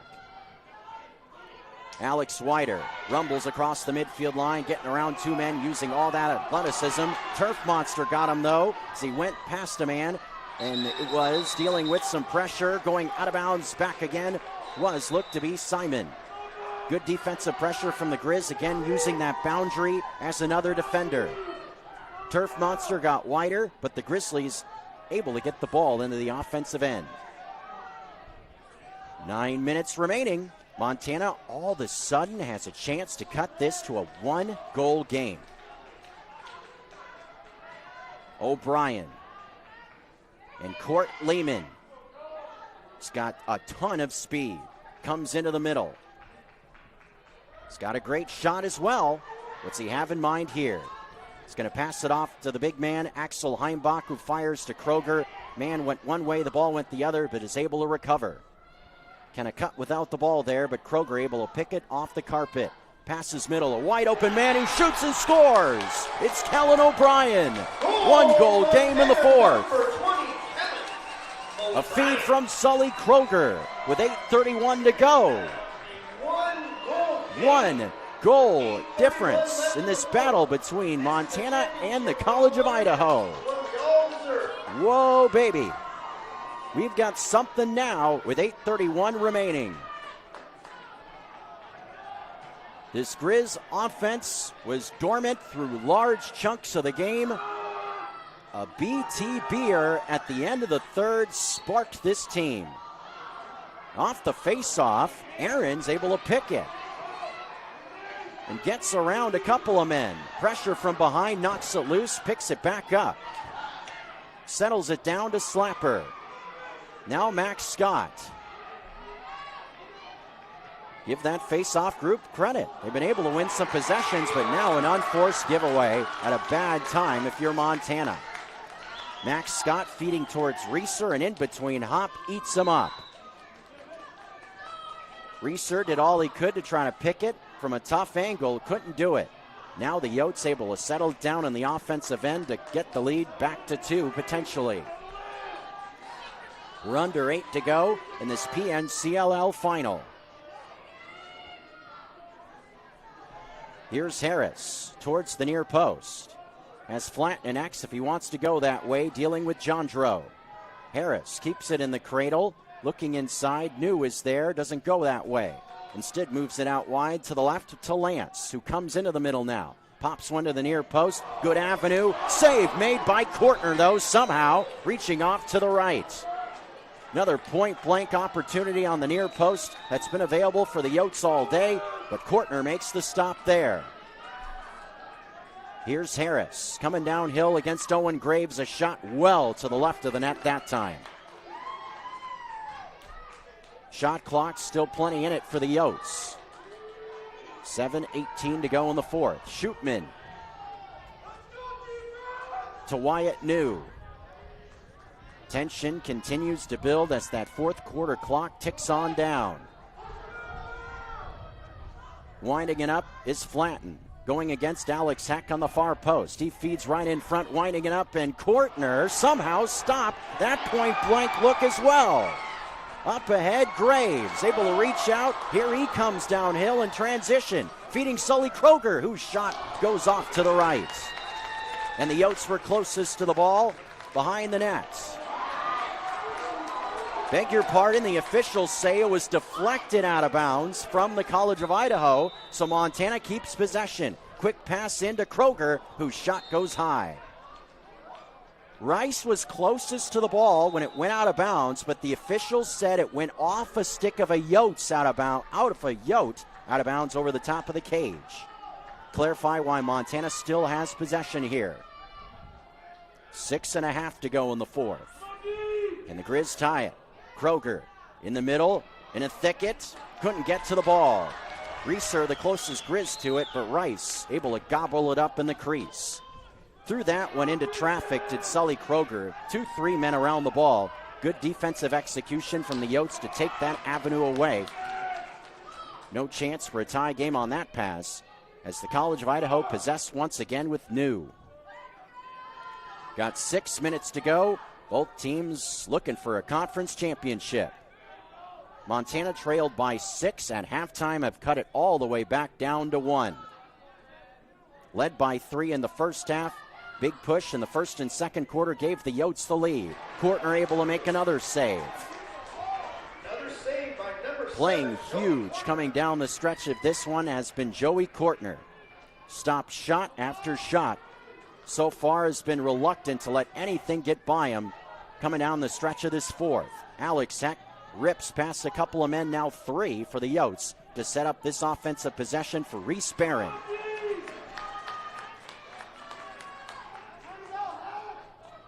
Sully Kroger thought about it out wide. Instead, he moves it to Reeser and Bo Sterling.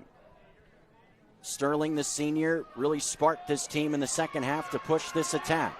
Reeser trying to find a tie. Moves it to Reese Barron, the leading scorer on the near post. He facilitates to Sterling, whose shot goes off to the right. Yotes were closest to the ball, not deflected off a stick this time. Good hustle from Eli Longstreet to ensure that the Yotes would be able to get the ball back. Now dealing with the ride. Got a chunk of time here, 10 seconds to make the clear, and they do just that on the near sideline. Noah Ninehouse. Near wing, here's New. 4.5 minutes in our fourth quarter and a 1-goal game. Remember, it was overtime in this matchup the last time these two teams got together. 10-9 game there. It's 11-12 here in favor of the Yotes. Men tumbling to the field. A flag is out. This will be against Montana. Ball coming towards the cage. Misses the net to the right. But a flag down here. This will be a call against the Grizz.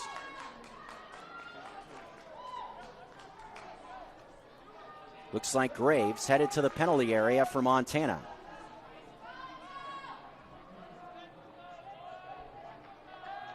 .30-second penalty with 4:10 left.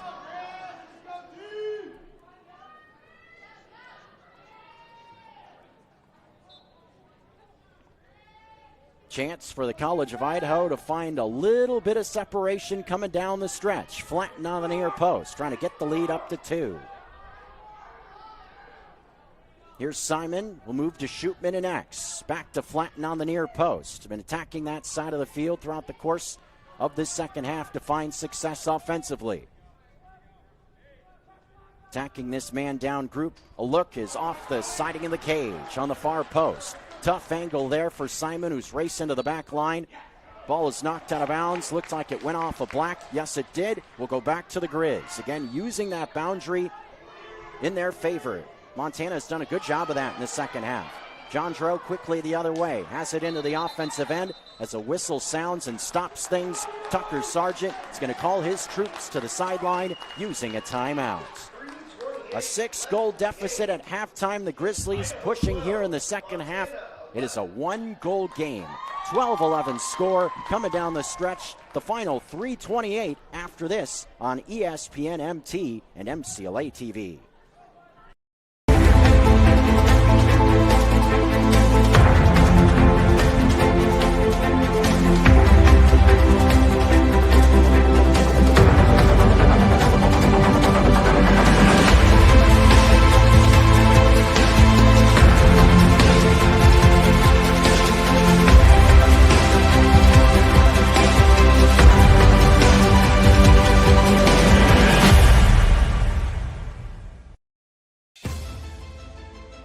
It's easy to see why Montana is the treasure state.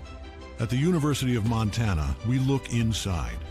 We see an old truth with fresh eyes, that Montana's greatest treasure is its people.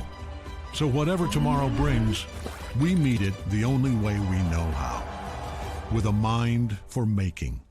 Because what's made in Montana is remaking the world.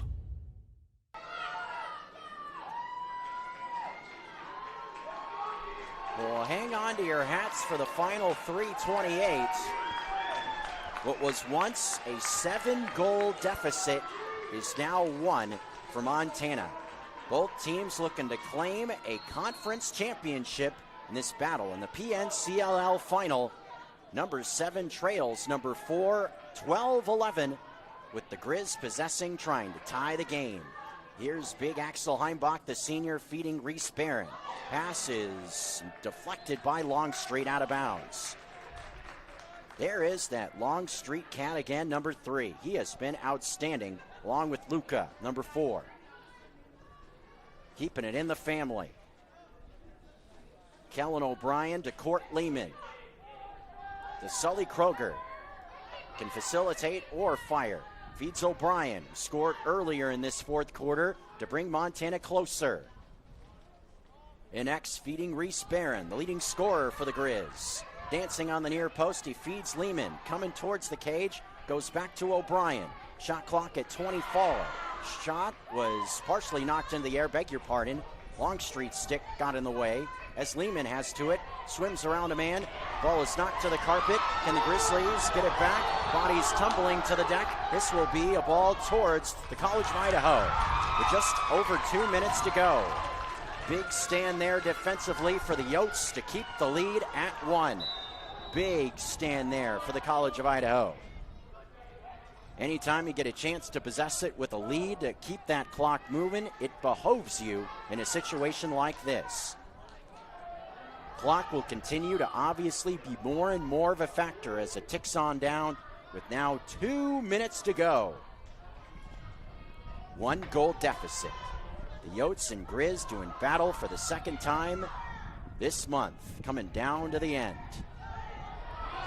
Ball is picked, ends up with Wider. Good defensive pressure there from McIntosh. Here comes Montana quickly the other way, feeding towards the senior Reese McIntosh. He's only scored a couple of goals, tried to feed it to the far post. Gets deflected, ends up with Reese Barron. See a whistle sound and stop play. Tucker Sargent's gonna burn his final timeout.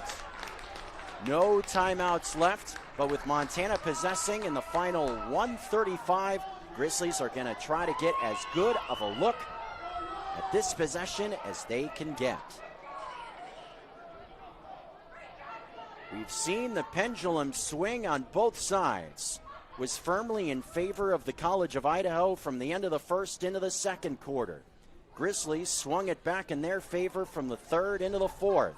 Who will hoist a trophy? We will find out in 1:35 in this PNCLL Division II final on MCLA TV. Glad you've decided to come along for the ride with us.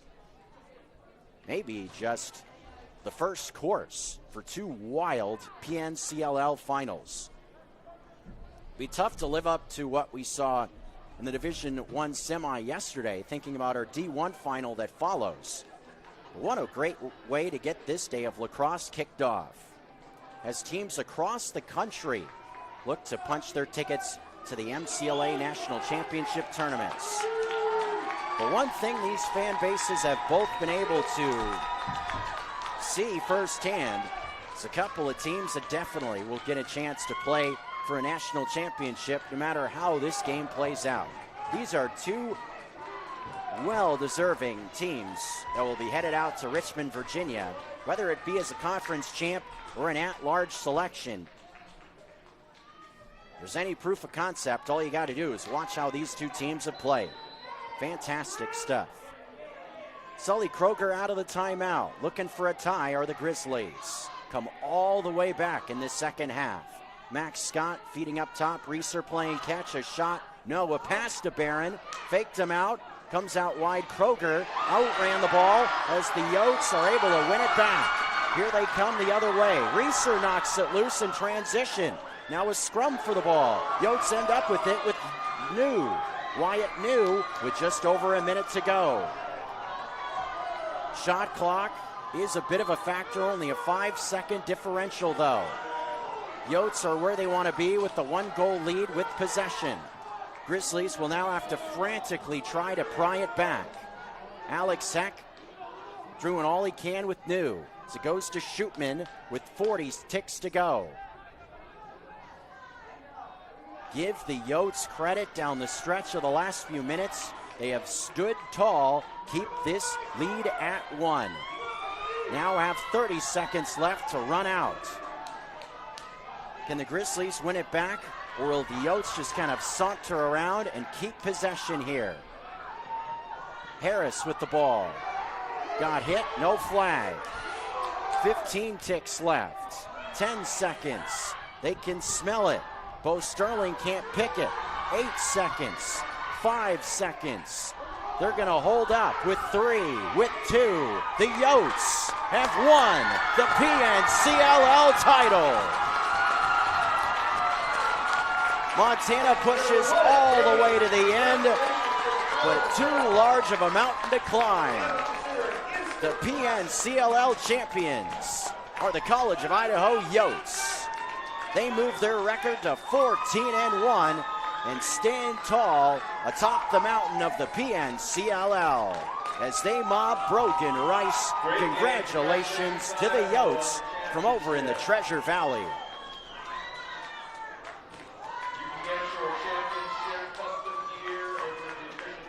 A battle to the bitter end in 2 games, 2 wins for the Yotes. Difference in 2 losses if you're U of M are 2 goals. Only difference is it took overtime the last time these 2 teams got together. Have to give credit to both teams for fighting. Montana getting the deficit from 6 all the way to 1 at the end of the game, but also credit to the College of Idaho for standing tall, and they held that lead up at 1. Couple of chances offensively for the Grizz in the final few possessions, but the Yotes get it done. They stand up and don't let the Grizz tie it. A fitting way to end this tournament in the D2 bracket.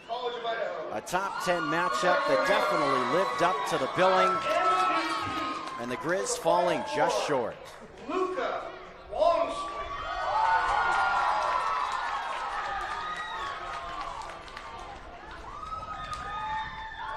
So the Yotes can celebrate. Hardware, it looks like, will be going over to the Yotes bench here momentarily. Again, that conference trophy this season kind of hanging in purgatory with Northwest Nazarene, having departed the conference after winning it last year. Now the Yotes will get to take that fancy trophy on back home to Caldwell.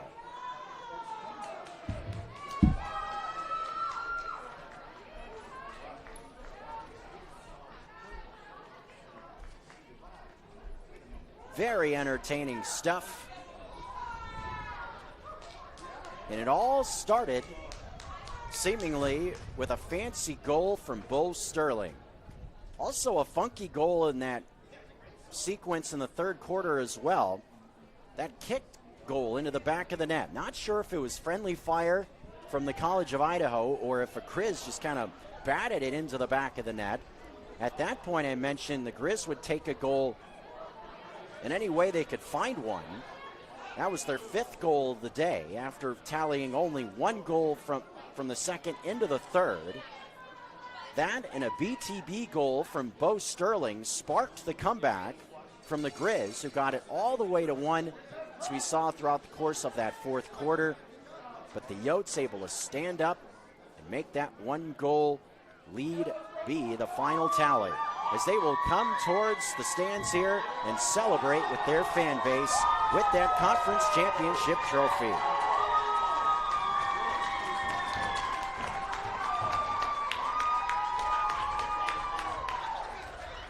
Congratulations to the Yotes, your 2026, led by head coach Drake O'Neill.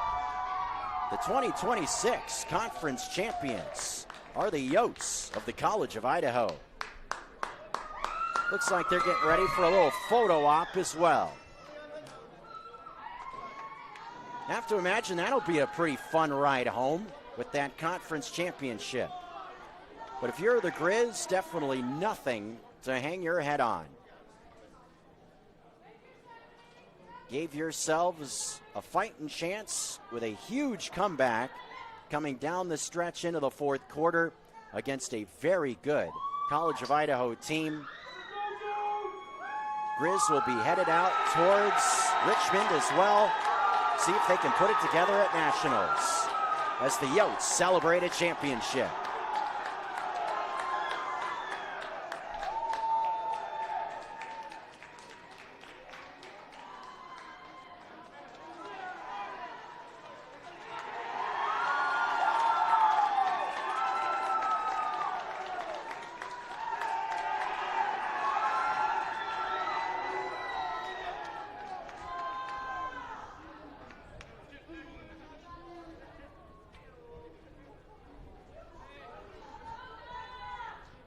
So a job well done this year. College of Idaho only one loss on the record, and it was to a top 3 ranked team in the country in Air Force, who won their conference as well yesterday, as we mentioned. Heck of a resume for this group. A 14-1 overall record, claiming the conference championship. And they will roll towards Richmond, Virginia with a big win added to the resume. Montana will be going there. It'll be interesting to see what sort of a seed they receive. I can't imagine that they'll move much further off that 7th spot where they are, thinking about what they just showed against this College of Idaho team and what they have done now twice against the Yotes, battling right down to the bitter end in 2 straight games this month against a very good team. But the Grizz will end the regular season in conference slate with a record of 12-4. And we'll have to wait for a few hours to see what sort of a path they will have in Richmond, Virginia in a few weeks. Well, game 1 in the books. We still got some action for you. We still got a trophy to give out in the Division I bracket. The Oregon Ducks have made their way onto the field, or at least have started to make their way out there. They will be facing off with Boise State in our Division I final. Looks like we'll be pretty close to being on schedule with that 1 o'clock face-off.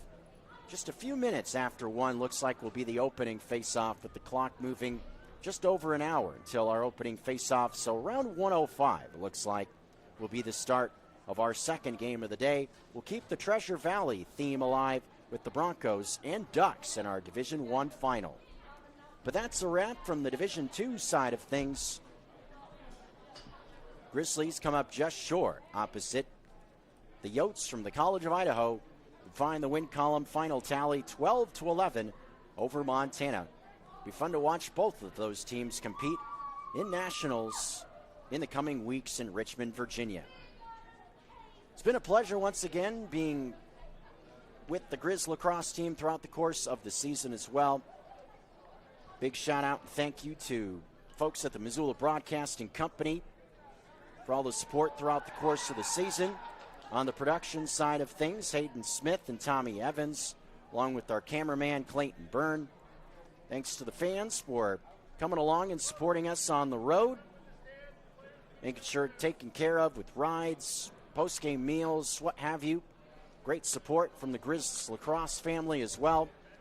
Becky Smith, Tucker Sargent, amongst others, been great throughout the course of the years covering Grizz lacrosse squad, along with all the other teams in the PNCLL as well.